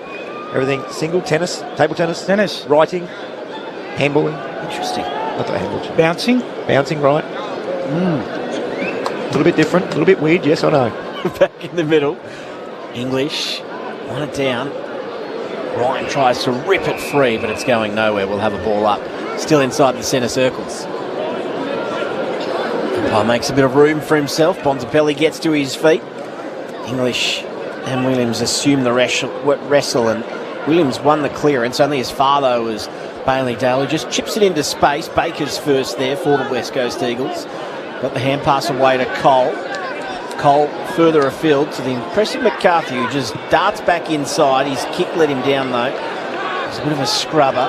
Now Sanders works the 1-2. Now a hand pass to English, and then Croft left high. What about Garcia? Hit it nicely front and centre. Off to Darcy. He's got a player in the goal square. Can Garcia get it to him? No, he burns him. And kicked across the face for one behind. Baker was there for a minute. Can't believe it. Give him a good little cook, didn't he? He was livid. Hands are out, bending over, just saying, what about me? 17-9-1. Shannon Knoll style. Yep. Plays 4-8-32, 13 played final term. What our man Brett Delidio calls the Shannon Knowles as Marek brings the ball back into play. Doggies by 79. 14 minutes into the fourth. Sunday footy on ABC Sport. Short kick from Bazzo to Hoff. Snack flank for the Eagles. Good story. Brady Hoff coming out of country footy, making it to the AFL. Kicks up to the wing. Bailey J. Williams drops the mark. Long runs onto it though. Handball to Ryan. Eagles past the logo. Gives it off to Cripps. Needs the ball to sit for him. Half forward flank. Feeds the handball back to Long inside 50. Back to Cripps. Now Bailey Williams arrives for the Dogs. Wraps up Cripps. Umpire. Holding the ball, he says. I think he missed it too high though, didn't he? Yeah. Should have got a free kick there, Cripps, for too high. What about Jason in Perth? That Cripps goal, the comeback is on. Very good. The fire starter. Now a chance from half back. Western Bulldogs link up by hand. Baker's on the end of it and kept on running. He was tackled, still got the hand pass away to Bontempelli, who runs a full 360 and then to Fraser. Attacking kick into the middle is lovely. And he finds Johannesson. Johannesson just puts it in front of Bailey Williams there, who used his soccer skills to his own advantage. Now he's outnumbered. McCarthy taps it to the advantage of Richards, and now Bramble has it. 55 from goal. He darts it into the pocket. Lovely kick as well. 50. The man of the moment.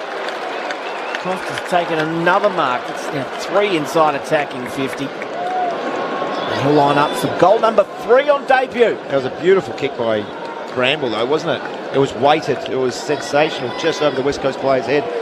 Again, super impressive, the kicking skills of the Western Bulldogs. Kicking it to advantage. Well, Jordan Croft kicked 2 in the second term. Could have had 3. He's marked on the goal line. This for his third. He's pushed it across the face. And sneaks in for 1 behind. 2 goals, 1 on debut for Jordan Croft, who has shown plenty, Boom. 9 touches, 2 goals. Probably an easy one there. Probably should have ended up with 3, but absolutely just his athleticism, the way he jumps at the football, reads the reads the ball in fly. He certainly looks like a player. Lead out beyond 80 points. Long kick in. Bustlinger punches it away, slides off his knuckles towards the boundary line, and out it goes. I don't think you get your 100, Benny, unfortunately for you. No, I don't think it'll quite get there. No. Not getting the 90s, but not quite 100, I don't think. Throwing on the wing. Lob to do the ruck work. Freo Cookster says, come on, gents. What About Me is a classic by the band Moving Pictures. The original? The original, yep. Lob feeds it out towards Garcia to Kennedy. His kick slides off the side of the boot, out of bounds on the full. Doggies by 80 points. 17 minutes into the fourth term. Sunday footy on ABC Sport.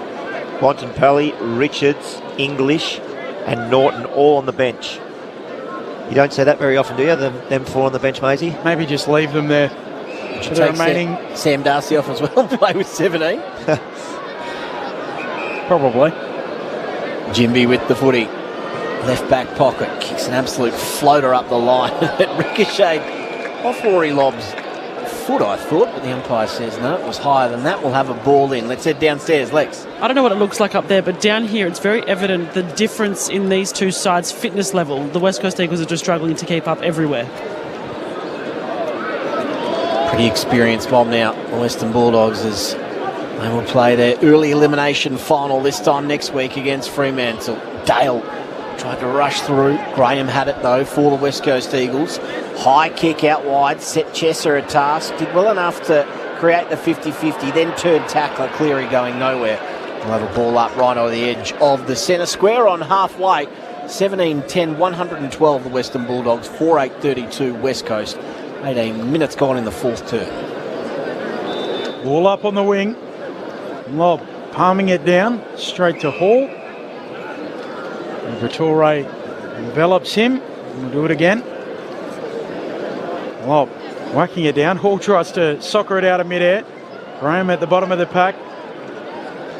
Now going in. Davidson gets it out to Sanders. Pile driver tackle from Graham. Another ball up just forward of the wing for the Eagles. Sunday footy on ABC Sport. On track to have their worst ever season.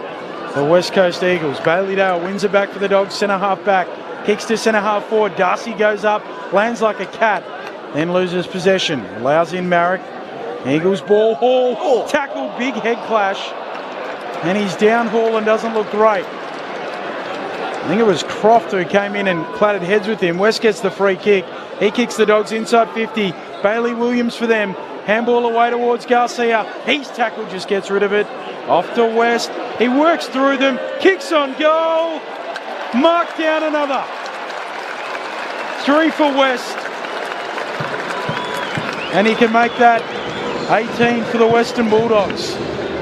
18-10, 118, plays 4-8-32. 86 points, 19 minutes into the fourth. Maybe it still will be triple figures, Boomer. Well, they're going to have to kick a couple of goals pretty quickly if you want that to happen, Benny. But again, footy karma for Riley West. Started the game where he didn't have a lot of the football, but every time he touched it, he set up a goal for a teammate. Now he finishes the game. It's not finished just yet, but he's got 3 goals on the board coming off the ground now. But it's a great game. If you can be a small forward, apply the pressure that he has, and then hit the scoreboard on 3 separate occasions, it's a great game. Bontempelli, Richards and Norton back into the action. 6.5 minutes left on the clock. 4 players who have kicked 3 goals, the Dogs. English in the middle, beaten by Flynn on that occasion. Tapped down towards Kelly, who spun out of one tackle. His hand pass, though, knocked down by Liberatore. Gets a toe on it for Jimby. Good mark in front of Norton. Jimby looking out wide. High ball, little pitch on its end, away from Baker. West Coast just have numbers at the fall of the ball. Davis off to Jimby. Jimby off that left boot, right up towards the wing, but it's all the Western Bulldogs. Poor old Shanahan had no chance against English and O'Donnell. English takes the mark, goes into the middle to Johannesson, who kicks it about 7 metres to O'Donnell. And Johannesson kept on running, feeds the ball over the top to Bontempelli. Now to O'Donnell, who kicks inside attacking 50, and it was almost like he was lacing out Flynn. There was no one around him. That was an interesting kick, wasn't it? Marek receives it from Flynn, kicks out for Shanahan, off his fingers, out of play it goes. So if the Eagles do have one win on the season, it'll be their worst ever year. They'll also be the first side since GWS in 2013 to finish with just one win. Fitzroy in 1996 before that. In last 4 years, 2 wins, 3 wins, 5 wins, 1 win. Who have they got next week, Benny? Swans to finish their season. Lob paddles it out, lands awkwardly on the AstroTurf. A little carpet burn for him. Not what you need. No. Dogs by 86 points, throwing coming on the wing, 22 minutes into the fourth. English wanders around with Flynn to contest the ruck. English won it down only as far as Hall, though. Strange hand pass right to Davis, who was absolutely mobbed by 2 dogs, and Kennedy wraps him up. We'll have another stoppage. English whacks it free as far as Kennedy, who kicks straight towards the boundary line. Probably should be insufficient intent, and it is. Getting tackled, yeah. Where else was he aiming, Ben? Yeah, it's a fair call, that one. Regardless where the ball landed, if it went out of bounds, it was going to be a free kick anyway, so I can't argue. I wonder how long, too, before they start thinking about the lasso free kick, because it is so close to that now, between the 50s anyway. It is pretty much that. Yep. Cole with the footy now. Back to centre-half back. Hoff has it. Hoff into the middle, and Graham, who's kept on running, receives the footy and then goes out wide to Chesser. Set him a little bit of a task, but he did well at ground level. Just got the ball free. It spurted back underneath the pack after it came out. Oh, and it came out very late in the end. Off to Kelly. Now to Cripps, who will look inside attacking 50. Lowered the eyes. English, one hand, couldn't take the mark. Bustlinger. A hand pass more to space than anything else. Owies tries to take on a couple. He's taken, didn't dispose of it. Holding the ball. Free kick, Western Bulldogs inside defensive 50. And Matt Kennedy has a bit of a laugh tackling his former teammate. Kicks to the back pocket for English, who goes short for Bailey Williams. Dogs ball in their D50. Waits a kick for the run of Johannesson. Marks in stride. Kicks to the wing. Bontempelli goes back to Johannesson. Back to Bontempelli. Spins into trouble. Manages to get rid of it. Sanders coming through. Tumbles over as he gathers the footy. Back to Bontempelli. Punches it out. Throw in on the wing. They very rarely get caught holding the ball, the Western Bulldogs. Their ability to fight the tackle or get their arms free, get their hands above their head and get the ball clear to a teammate, which is quite ironic. I know they practice, because I've seen their drills at training numerous times. They practice this, and you can see it coming to the head against the Eagles. Richards and Bontempelli and Kennedy and Liberatore. Well, here's the main one, Bontempelli. He just never gets caught dropping the ball. And you just think you can picture it in your head every time you think of them. They're standing up in those tackles and getting their hands free. We're in between wing and left half forward here. Worked down only as far as Chesser, who got the hand pass away. Flynn, lightning hands. Lovely hand pass out to Kelly, who puts it in front of Shanahan, who's kept presenting all afternoon. He takes the mark at right half forward. Dinks a little kick over the top. It's good enough. Should be paid the mark to Owies. It is. Or in fact, rather, it's Hewitt, who goes inside attacking 50. Ryan and Flynn going back with the flight. Couldn't get a fly at it. Western Bulldogs through O'Donnell. Short kick, bounced in front of Liberatore. Forced to play on. Snaps out of the immediate danger zone. Norton had it tapped away from him. Graham there on hands and knees. Now out to Jimby, who slices the footy, and it's only Baker there and not his teammate, the opposite number. Baker takes off. Has one bounce, then goes to Fraser, back into the middle, now to Garcia, who kicks inside attacking 50. Lovely disposal. Finds Bontempelli, 45 out, slide angle to the right. Come on, Bont, find Croft here. Get up, Croft. He's back in his leg too. He's going to kick this from 54, 55 maybe. Late in the game. So 26 minutes played in the final term. Bontempelli's going to go right to the end here, you think? In he comes. Long run up for the Western Bulldogs captain. Already has 2 goals won this afternoon. This frees 30. Kicks from 51. Distance not an issue. Doesn't quite hold its line. Jeez. He's kicked it almost 60. put that 10 rows back, and no exaggerations, put that 10 rows back and kicked it from about 55. 18-11 plays 4-8. It is an ugly afternoon for the West Coast Eagles. Cole taking the kick in. Kicks up towards Shanahan, coming in from the side, Bailey Dale. Never to mark. The Dogs ball again. Bailey Dale looks into the pocket. Here he is, Croft! Plucks it between two Eagles. Very wide out, 10 metres in, 45-degree angle. What a debut. Can they play all three? I know this has been the question when Jamar is fit as well. And can they play all three? Because he's more of a roaming, though, isn't he? I know he's tall, but he doesn't really play crazy tall. He's just marking everything, and I love his groundwork. I think also because him and Darcy are so agile, maybe they can. Croft laces through it from 50. Across the face, English in good position, hands to it. Ball comes down in the goal square, rugby maul.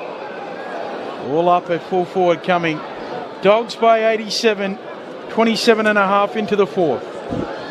Norton nominates himself for the rug. Oh, takes it out, was trying to get a kick away, couldn't quite do so. Umpire said play on, Jimby onto it now. It's near the boundary line, caught underneath a few legs. Sanders out towards Richards' right foot snap. Was always near side for one behind. 18 goals, 12 plays, 4 goals, 8. 88 points the margin, deep into the final term here on ABC Sport. They're 2 quick goals, Ben. Get your hungy. Baker in the back pocket. Kicks up towards Davis, nearly broken up by Oscar Baker. Davis snaps around the corner. Oscar Baker goes again, tackled by Davis. Tackled into the ground and a ball upcoming. 88 points, the Bulldogs lead. Doesn't look like it will be triple figures, which is good news for the Eagles, but as we mentioned earlier, a 12th straight defeat. And that is their second worst run in history. Flynn taking it out of the ruck, dribbles it forward. Garcia's onto it, goes back to Sanders, off to Buslinger. Kicks off the outside of the boot to Richards, who could have been paid the mark he was. And Richards will go back and have a shot from right on 50, you'd fancy, 45-degree angle to the right. So this will add to his 24 disposals. He's already kicked the goal, so 25, he kicks this, 25 and 2. Bontempelli 31 and 2. I think you've got Bailey Dale leading the possession getters on 34. It's 3 good plays, isn't it? In he comes, spins the ball a couple of times in his hands. He kicks from right on 50. Low piercing ball. Umpire did not move. His second. Double fist bump for Ed Richards. They're pretty happy, the Western Bulldogs. 19 goals, 12, 126. West Coast, 4-8-32. Dying stages of the final term as the Western Bulldogs eye bigger things against the Dockers next week.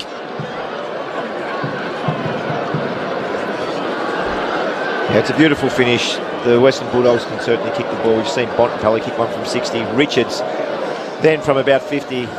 Both midfielders going forward and marking the football. I did mention when Bontempelli was having his shot on goal that goal-kicking midfielders are very, very hard to find. Well, they've certainly got them today, the Western Bulldogs. They can do that during the finals, and that's a whole new dimension to the game. Back in the middle, Bailey J. Williams and Tim English. Umpire lays it down. We will see you next week to decide the 8. The Bulldogs win by 94 points over the West Coast Eagles. Red, white, blue. We come out smiling. Bulldogs through and through.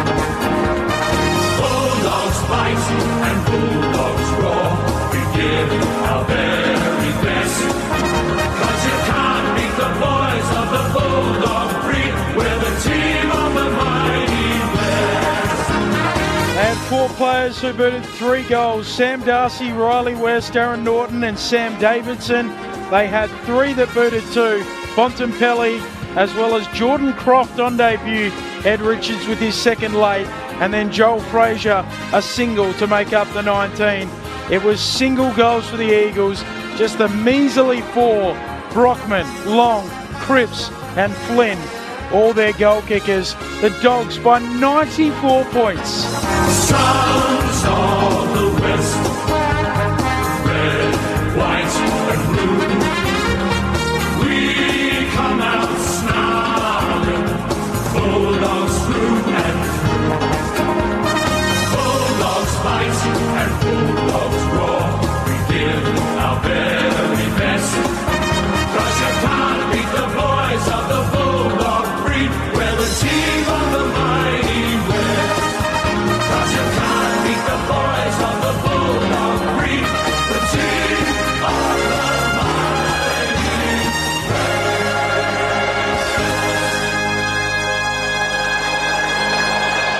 It's officially a date, 3:15 next Sunday here at Docklands.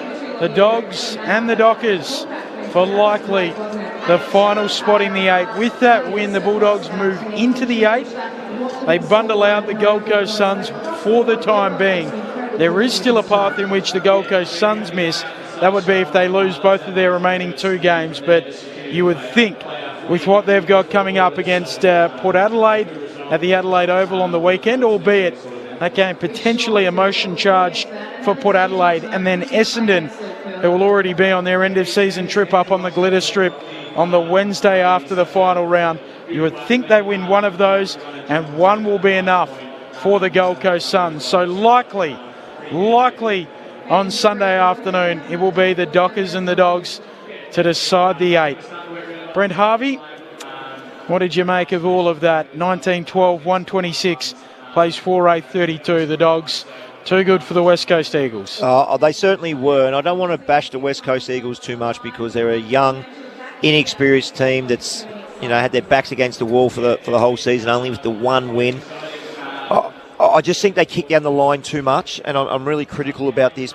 And it might just be my philosophy on coaching, and it's certainly no knock on McQualter or their coaching staff, but I think they've got to put a little bit more speed on the ball. You can't be a contest team every single week, especially when you play against those really good teams. And I think the Western Bulldogs are nearly the best contested team in the competition. They're reluctant to go on the 45 and put speed on the ball. We've seen 2 really contrast styles of play today. The Western Bulldogs did exactly that. They put speed on the ball. Their kicking was unbelievable today. Their hands haven't changed. They're still so good. They get the ball from inside to outside. They break a line. They get the ball 1-on-1, sometimes 2-on-1 in their forward 50. They give Norton. They give Darcy. They give English. They give Croft. They give these type of players opportunity to kick a score, to mark the football. The West Coast Eagles are just a little bit too slow and rely on the big marks down the line. And we only seen one of them today by the West Coast Eagles, and that was by who was it? Bailey Williams. Bailey J. Williams it was, yes. Bailey. I was trying to think of the middle initial. Bailey J. Williams. He took a fantastic mark, but we've seen it once. Out of all the kicks down the line, we've seen one mark. So 2 contrasting styles of play today. If I'm a forward, Benny, I know which team I would rather play in. Yeah. Just further proves my point as well that coaches come to value what they valued as a player, and Brent Harvey, speed on the ball, running bounces, kick it long. That's what he wants in his team. Well, we've seen it, and it works. But you've got to coach to your personnel as well. Now, the Western Bulldogs have got that. Now, you get Darcy 1-on-1, you get Norton 1-on-1. It looks like if you get Croft 1-on-1, Bontempelli when he's down there, you're going to win 9 out of 10 of those contests. So you have to put speed on the ball. But I love the way they just get it. They wheel and go. They don't kick over the man on the mark. They don't do that. They wheel on their majority of, for some reason, are all left footers. They wheel left and they just get the ball in long and deep. And the other thing, and West Coast have got a lot to improve in this area, but just cleaner. Hitting that 5-metre handball to advantage, not making them stop, prop, hit the ground, come back and get it. So there's a big difference there in experience, and I understand that. West Coast have got a little bit to go in terms of just being super clean. It looks like they've really found one in Jordan Croft. So 10 disposals, 2 goals, 6 score involvements. Took a number of really nice marks. He's an exciting prospect to go along with all of the others for the Dogs. That was the big thing for me. Not the 10 possessions or the 2 goals, the way he flew at the football and his athleticism. That's the 3 forwards. And I think you hit it on the nail on the head, Ben, when you said, I said, can you play all 3? Darcy is so agile. We've seen him get that front and centre on the wing, like Daniel Wells used to do. It was unbelievable. And then you see Croft. He didn't mark the ball, but he bounced up. He grabbed the football, gave it off to a teammate, then he tackled. He's got the agility to go with those big leaps that he's got. Totally agree. Think they found one. And my answer to my own question would be yes, I think they can play all three. He's down on the boundary line posing with some of his mates, getting a photo at the moment. I think they're his mates. There's a lot of selfies.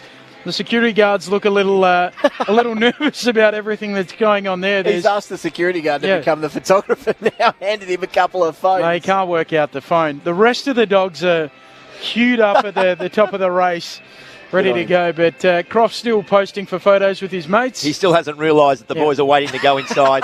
I don't think they've really noticed at the moment either. They know he's over there? Yeah, they're sort of peering over saying, where is he? It was a beautiful moment. He ran over and all of his friends down there embraced him. He sat on top of the boundary and had a wonderful photo with about 20 of his best mates, which was lovely to see. So he's now got the long run to run our entire wing and high-five every single person in the front row after his debut. He's soaking it in. He's about to skip infield and run back towards his teammates. We're saying, hurry up, what are you doing? The arms are up in the air. What are you doing? Crofty, what are you doing? We're waiting to go inside.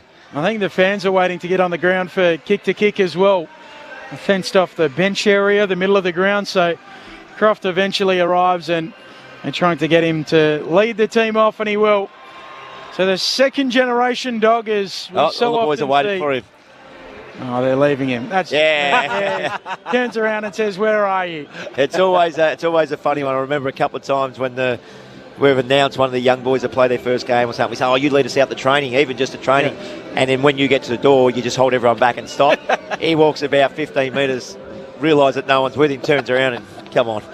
That's exactly what they just did there. Let's go down into the rooms. Lex Pesce is awaiting the Bulldogs. You can hear the noise, everyone clapping him as he comes inside. I think some of the fans were pretty eager to see him make his way in as well, but they won't have to wait too much longer. This is my favourite part about when we get to see the debutant come in. Every player grabs a bottle of Gatorade and they start pouring it over everyone. You never really know how to act when you are the debutant, but he looks pretty happy, and he can be pretty happy with that performance. It's an incredible win by the Western Bulldogs, and now it's just down to next week. Win and they're in. It's as simple as that. So they set up a very exciting clash, and they found a good one in Jordan Croft. I'm going to step back a little bit because I'm getting wet myself here. We'll join them for the song in just a moment once he clears the Gatorade out of his... Oh, he's covered. Once he clears the Gatorade out of his eyes, so here's the Western Bulldogs.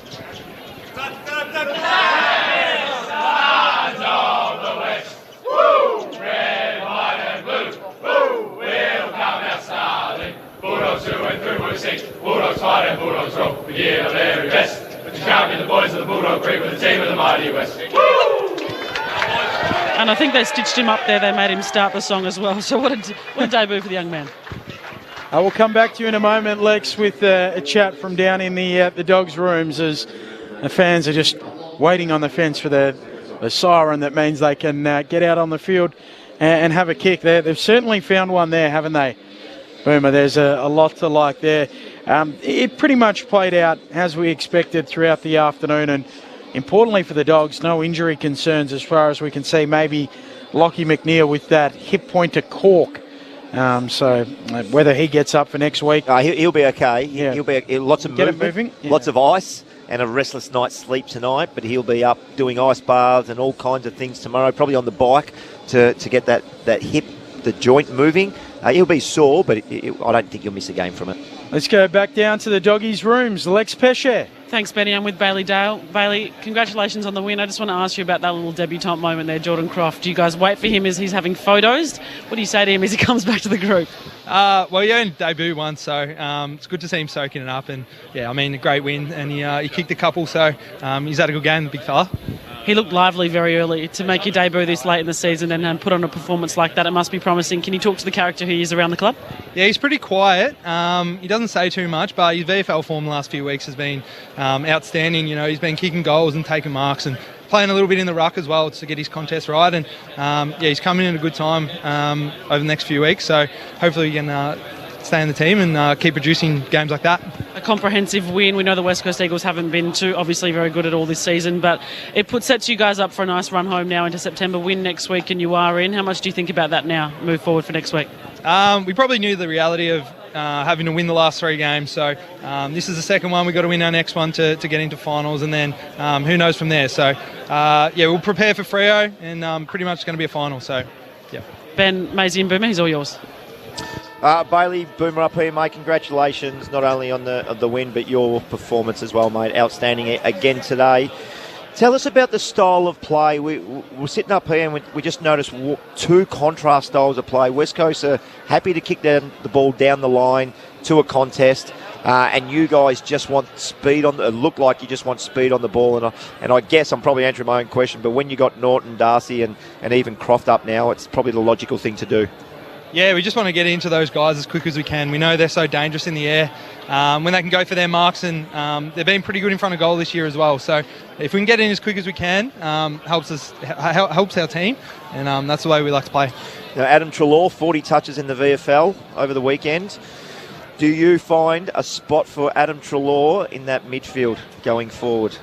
Oh, I mean, it'd be nice to slot in there, but yeah, we've had guys playing their role all throughout the team this year. Adzy's had his ups and downs, but he's such a quality player, and I'm sure he'll find a way into the team at some stage, but I'm not a match committee, so I'll leave that up to them.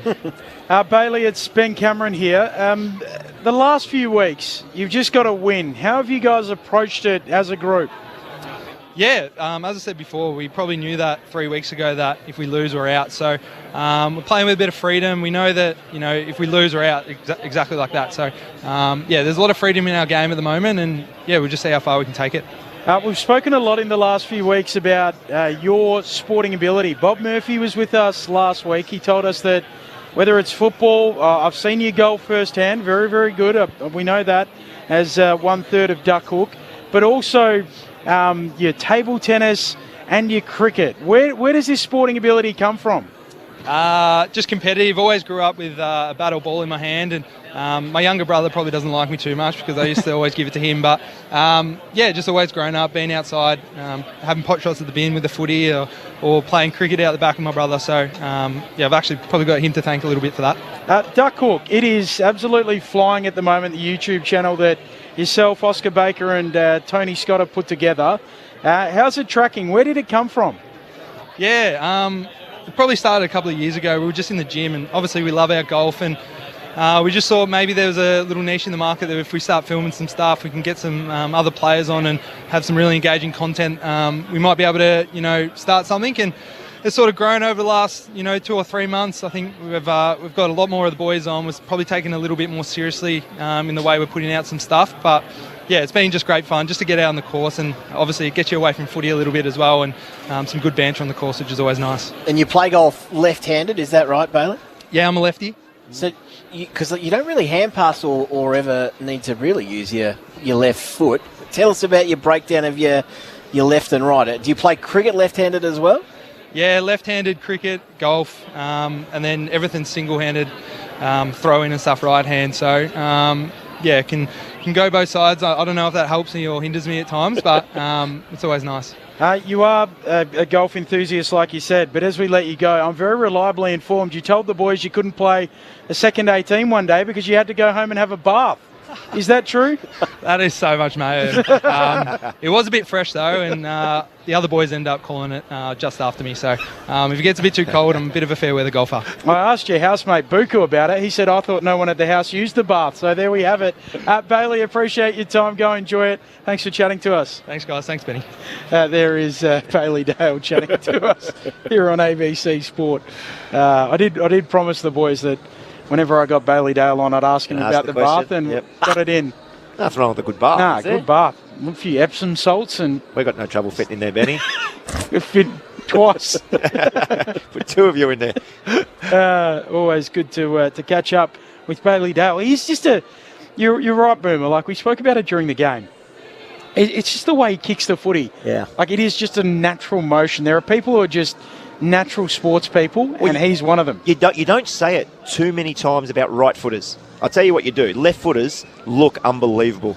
And I used to I've got some teammates who I could reel off right now that you kick on the left foot and you just go, yep, like have a look at that. That is beautiful. There's not too many right footies to say that about, but and you're right, Maisie. We had the window open up here in the commentary box, and he kicked one on the wing. You could actually hear it come off the boot, just bang.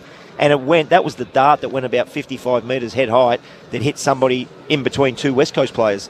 It's pure. It's pure, and it's like a golf swing. You're right. It's pure. It was very nice to watch. Even when he got forced, he was at right half forward here, pushing forward. He got forced into a really quick possession, and even the way he was able to change mid-drop his angle of his foot to strike the pure drop punt to the top of the square. He's a very impressive halfback flanker. He'd be close to all Australian again. Have to be, wouldn't he? What did he end up with there? 34 disposals, kicking efficiency of 80.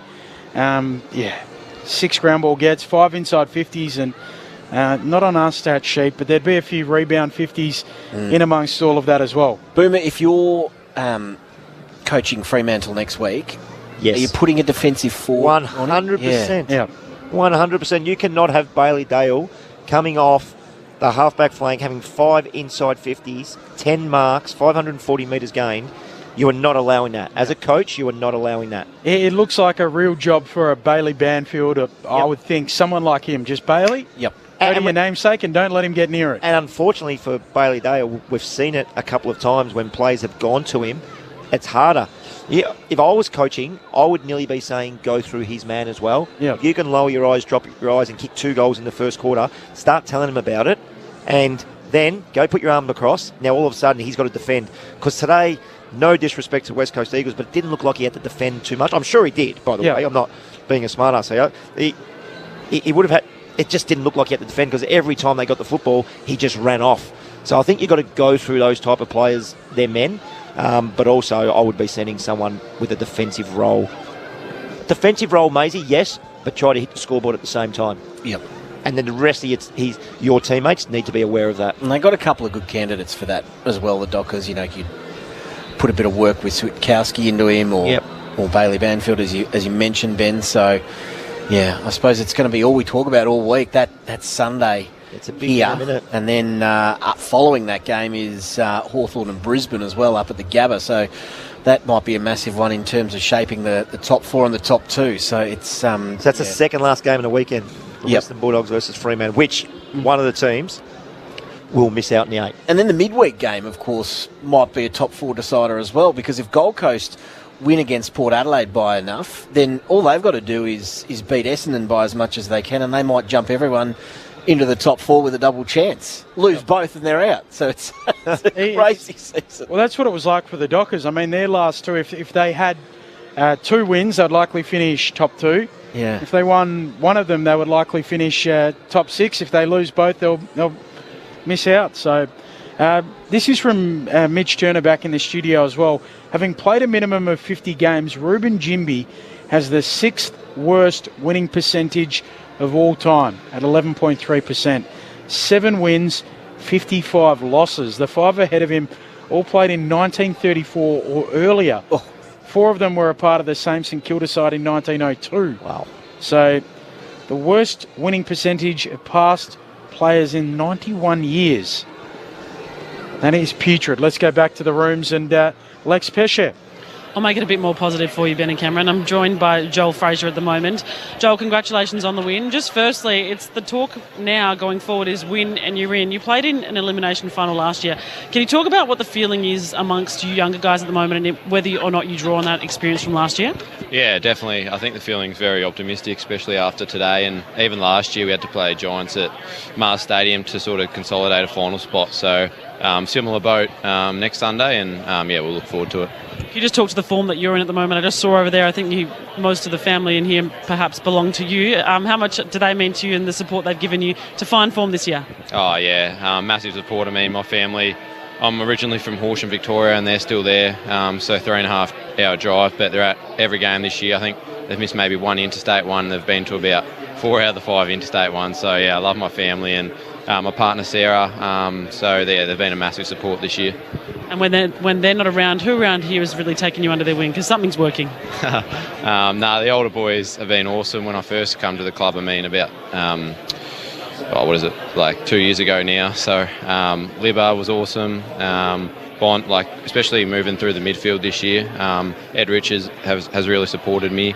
And then, my housemates, Lockie Jakes and Cooper Hines. So I live with a few younger boys, and Jed Bustlinger behind yourself, and Bailey Dale. They all live around my area, and Buku Kamas. So we've got a good little circle there, and I really enjoy my time with them. You've just about named everyone. Ben, Maisie and Boomer, I'm sure you've got some questions for the young man. Yeah, Joel, Boomer up here. Congratulations on the win. Fairly comfortable today. Mate, tell us about you midfielders. You're all kicking goals yourself.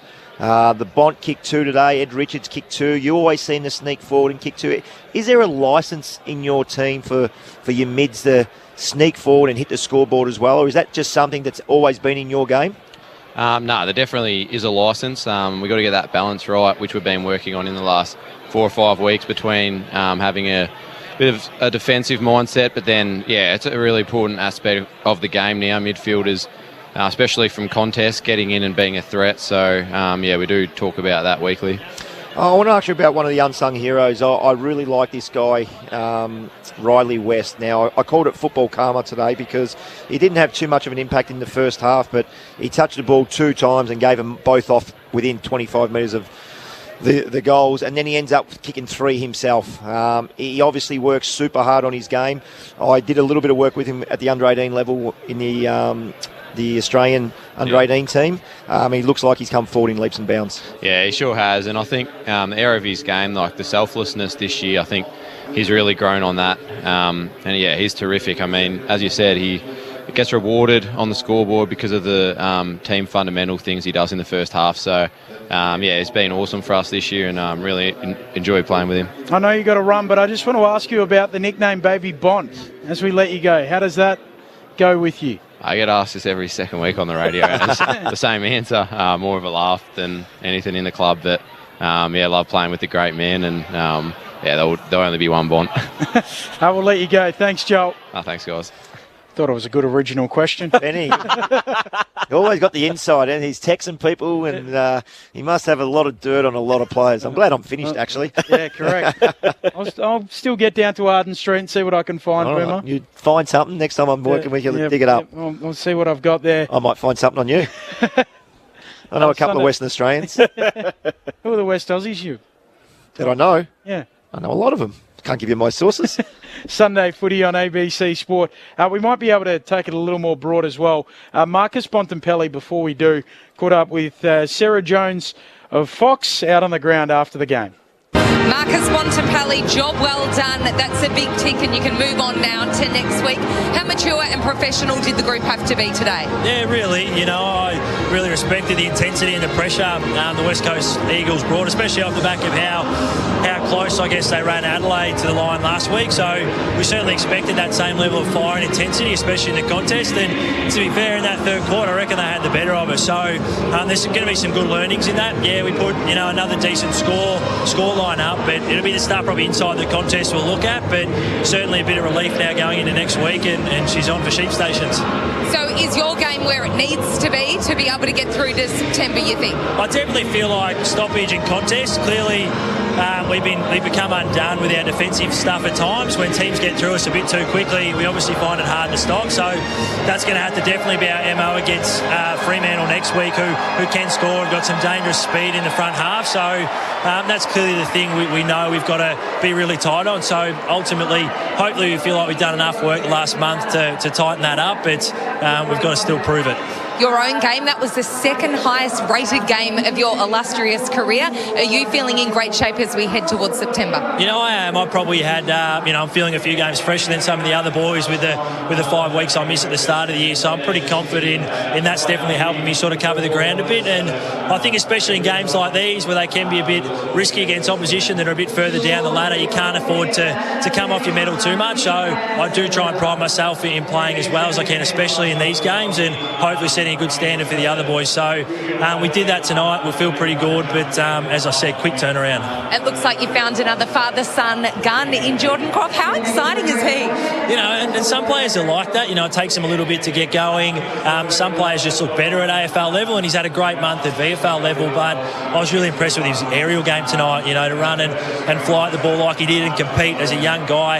It's definitely going to add a bit to our front half, which is already pretty dynamic and athletic, so really proud of him. Kicks his first goal in his first game, which, you know, just makes you smile and gives you that probably youthful feeling again for me as I get a bit older, so great excitement when that happens. You've played football for a very long time. How bizarre is it that you're one of a host of teams that could miss out on the finals, but also you could win the flag? It is a weird season. It's not too bizarre for the Bulldogs, actually. Funnily enough, we found ourselves in this position probably too often, and we can lean into that a little bit. Yes, we prefer to be further up the order in seasons gone by, and so ultimately we can lean into that a little bit from an experience point of view, but I fully expect a really hard team next week in Fremantle. They've been great all season, and so we're going to have to be right on song to be able to compete with them. Finals in August. Gotta love it. Look forward to see you next week. Well done. Can't wait. Thanks, Jonesy. Ta. So there is Marcus Bontempelli. I was surprised to hear they're the second highest rated game of his career, but 31 disposals, 10 clearances, 15 contested possessions, 9 inside 50s, and 2 goals too, as well as 12 score involvements. When you read it out like that, it kind of makes sense. There's a lot of big numbers in amongst all of that in the key statistical categories. Brent Harvey, you've got the votes. I have, and now I want to change them. Couldn't airball them today. Surely No, he gets there's no quick hands. I've already written him in for 3. Well, I've got Ed Richards. I got Ed Richards for 1, 25 disposals, and he hit the scoreboard. I love midfielders that can kick goals, and he's a star, and kicked 2 of them today. So I've got him there. I was tossing up between Bont and Bailey Dale for the 2 and 3, but I think you might have convinced me, Benny. So Bailey Dale gets the 2 votes, 34 disposals, 5 inside 50s from half back, 10 marks, and then the 3 votes goes to the man you just spoke about, Bont. 31 disposals, 2 goals, again, midfielder hitting the scoreboard, 9 inside 50s, 15 contested possessions, and 10 clearances. That's a fair day at the office. Did you say it's his 6th best ranking game? Second. Ever? I think, yeah. Second best ranking game ever. Yep. I've seen him play some good games, so if he didn't get the 3 votes there, he was probably a little bit stiff. So, thank you. Would have been very stiff. I'm glad you didn't go with half votes like Nathan Burke earlier today. Soft. Just what do you give? 1.5 or something? He gave someone a half vote. I mean, from one of the true hard men getting around. One of the softest things I've seen from Burke. So it's disgraceful. It does set up the game next Sunday, which we've spoken about. Justin Longmuir was speaking about that potential matchup on Friday night after the Dockers had gone down. There's a fair chance that the result tonight and the way things are shaping up that you'll have to win next week to get into the finals. How do you think the players will handle? We'll go over there and give our best shot. We've won, what have we won, 11 of 13. I know everyone will be doom and gloom and write us off again after tonight, but got a lot of faith in this team. Didn't go our way tonight, but like I said to him after the game, we'll review it the same way, we'll get better, dust ourselves off, and we'll go again. It's still, I haven't said farewell to Fife yet. We've got plenty of footy left in us. You were in a similar position last year. How much do you think the group has grown over these 12 months? We've grown a lot. We've already won 3 more games than last year. So we were playing in spits and spurts at the start of the year. We've got some players back and found our groove. Yeah, it didn't go our way tonight, but everyone wants to talk about the last 4 games of last year. We had some injuries through that period to really key players. People forget about that as well. But we'll review this game. Get better and take our best over to Melbourne and play the Dogs. So there'll be a heavy underdog in terms of the bookmakers, the Dogs.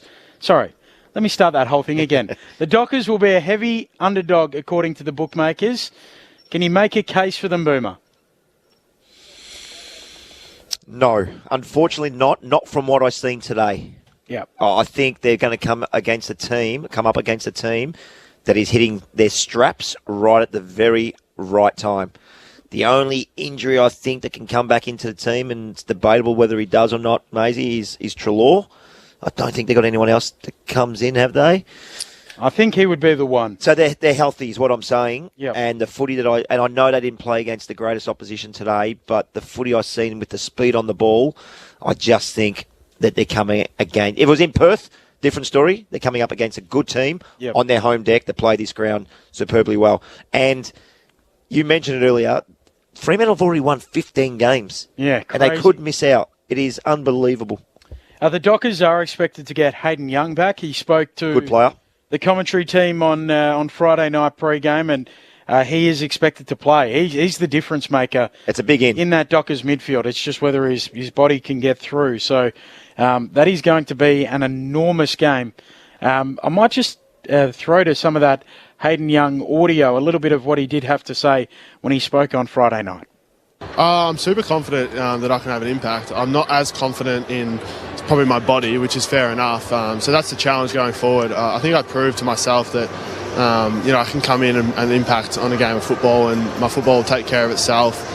I'm just doing everything I possibly can to get my body right so I can go out there and stay out there. And that's going to be the challenge going forward, and I'm super excited. The boys have done a great job to get to this position, and I'm hoping I can get back and do my thing. There is, he knows he can impact, but not a lot of confidence in the body. Yeah, which is not great this time of year, is it? No. That's not great this time of year at all. He made a comment in the pre-season, which I think he will, well, he probably regrets it now, in which he basically said, look, you don't need to have a great pre-season to have a great season. And I feel like I say all the time that whenever we speak to players, the one thing we hear from them is, why have you had a great year, we say? And they always answer, I had a full pre-season. First time in years I've had a full pre-season, and success leaves clues. There's no secrets. I think when you're a player, you try to convince yourself on certain I think things, he would have been. And that's probably what that sounds like. Yeah, he probably was. You're right, Boomer. Absolutely, no doubt about that. The questions surround the Pies as well with how they're tracking. We might come back to that, but just recapping some of what happened today. So earlier on today, North Melbourne 48-point winners over Richmond. Harry Sheasel, he equalled the AFL record of 54 disposals in a game. Went past our man Brent Harvey, who is losing records left, right and centre. Surely I didn't have the record for the most possessions at North Melbourne. I had 44. Yeah, that was the record. That was a record. Yep. I honestly didn't know that, and I thought that somewhere along the line, somebody a long time before me maybe would have had more than that. No, 44 was the record. It was your record, and you've lost another one. He's annihilated it. Yep. Daylight is now second, you're third. He nearly got it at half-time. He had 28 at half-time. And no one went to him in the second half. Can you believe that? No, I can't. It is bizarre, the amount of football that he was finding. He was setting up at stoppages as defensive cover every single time. Not one forward would come up and trail him from behind or do anything. It was bizarre. I was watching the game on TV. It was bizarre. The other one today was Geelong, who won by 43 points. So Geelong, I feel like, are the sleepers of this competition at the moment that no one's speaking about. 13th finals campaign in 15 years under Chris Scott. Phenomenal. And they're experienced, they're fit, they're available, they've added Bailey Smith.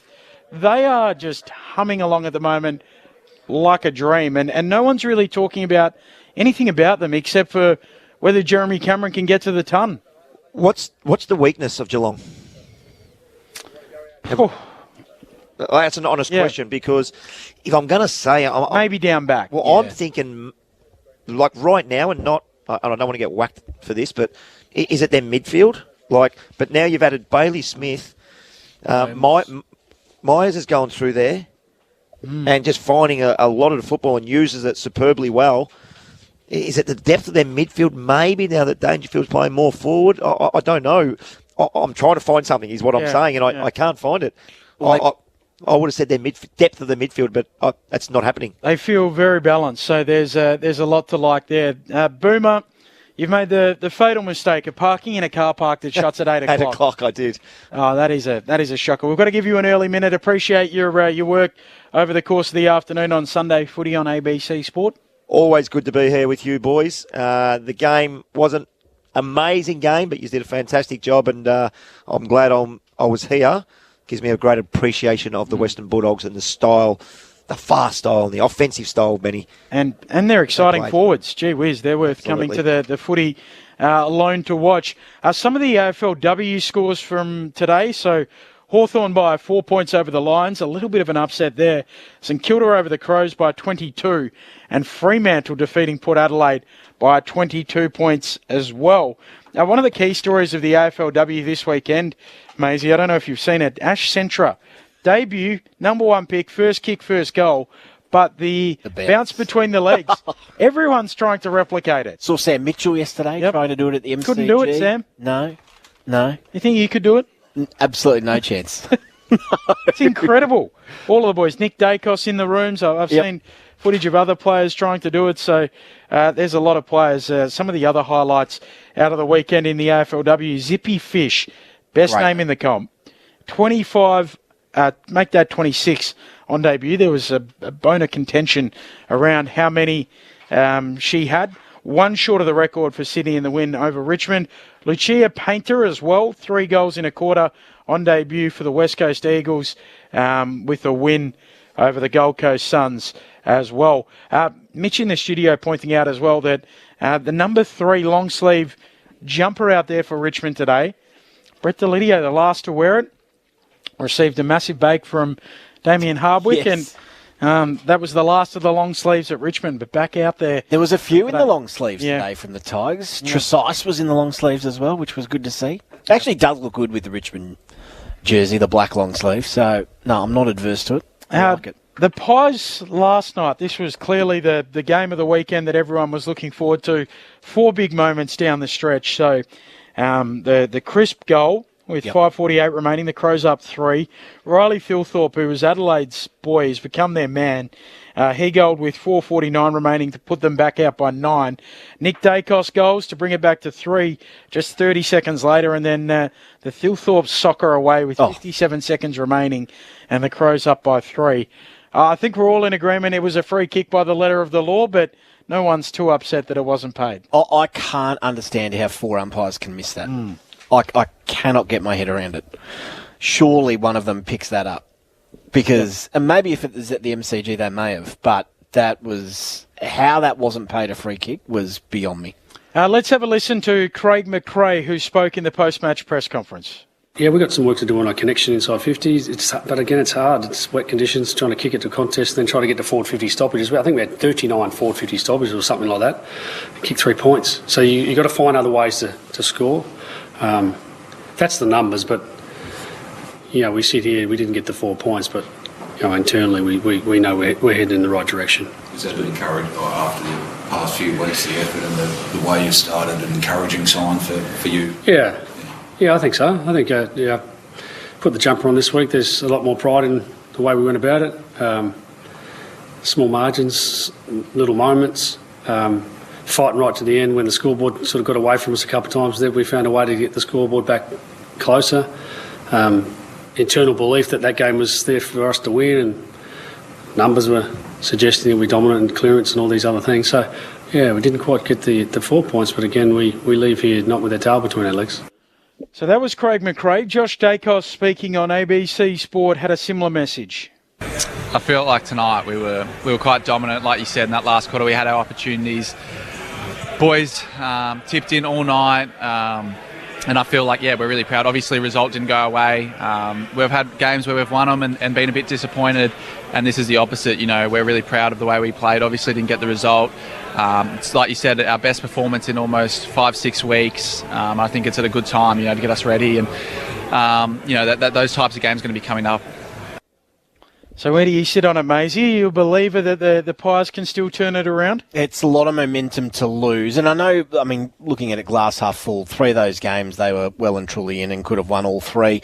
Last night was more a system issue than it has been the last couple of weeks, just in terms of conversion. So I think that's what Craig McRae will draw on during the week, just in terms of their equation now as well, which is fascinating. Yeah. So Adelaide will finish first or second, and then Geelong also, if they win next week, which we expect them to do against Richmond, will sew up a top 2 spot. So it's likely that those 2 make up spots 1 and 2 on the ladder.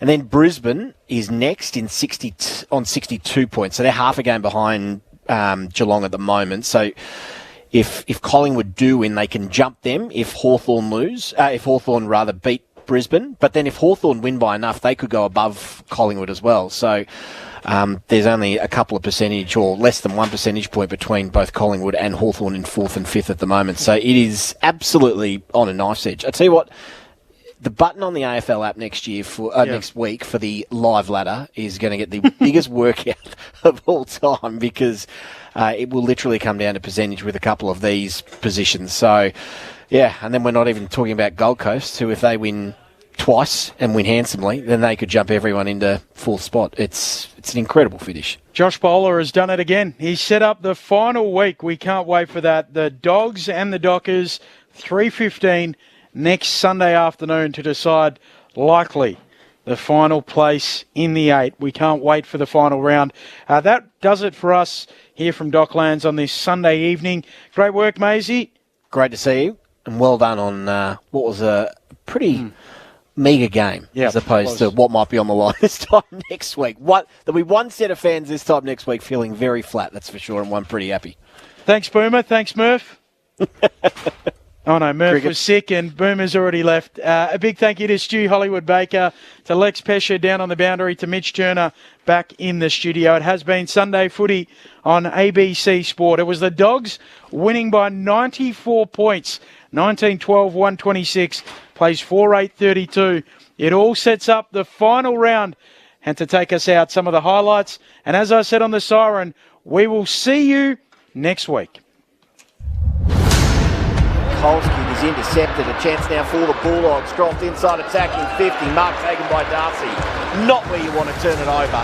What was your call, Maisie? How many could be the question? Sam Darcy comes in. He'll kick from 40, close to the man on the mark, and squeezes it home. He's got 2. Dogs have 2. English kicks inside 50. Davidson shoves his man out of the way to mark. 45 out on a 45-degree angle. You have it put to me earlier today that the West Coast Eagles this year have had 2 good games, then a really bad one. This is on track for the bad one. Davidson, low drop punt, straight through the middle, and the Dogs are all over them. It's Clayhall, kicks inside 50, juggling the mark, it's taken. Flynn comes down with it after a couple of bites and will have it 25 out, slight angle to the left. 3 years at the GWS Giants into his 2nd season at the West Coast Eagles. Matt Flynn trots in, drop punt is good. The Eagles are on the board. Blind hand pass to Bontempelli, who just slaps it forward inside, attacking 50. Darcy off to Liberatore, the man who signed, and off. Oh, again. Got it again. Norton won't be marking this one on the line, that's for sure. Goodness me, he's showing a few signs, Jordan Drop. This for his first goal. Take 2, and he's got it. Get around him, boys. Get around him. Especially you, Aaron Norton. They come from everywhere to celebrate the son of a gun. He's on the board, punched away in front, dropped onto it. How's that for nimble? And then kicks it to Davidson, who kicks his 2nd from the top of the square. In out in a row from the 201-centimetre debutant. The Eagles have coughed it up. It's all the Dogs. West picks it up. He's cropped again. Wheels in and kicks the goal. He's kicked 2 and given away 2. He's everywhere. What a debut. He'll kick long inside 50. Coming across, Darcy, hands to it, no mark. West gets rid of it to Richards. He gathers low down, swings the banana through. Wow. He is all class. Away he goes, just gets around Ryan, flicks a handball over the top. Johannisen on the attacking arc, goes back to Fraser, to Bontempelli. Time to steady, eyes the goals. Norton shepherds it through. A procession. West gets the free kick. He kicks the Dogs inside 50. Bailey Williams for them. Handball away towards Garcia. He's tackled, just gets rid of it. Off to West. He works through them. Kicks on goal. Mark down another. 3 for West. We will see you next week to decide the 8. The Bulldogs win by 94 points over the West Coast Eagles.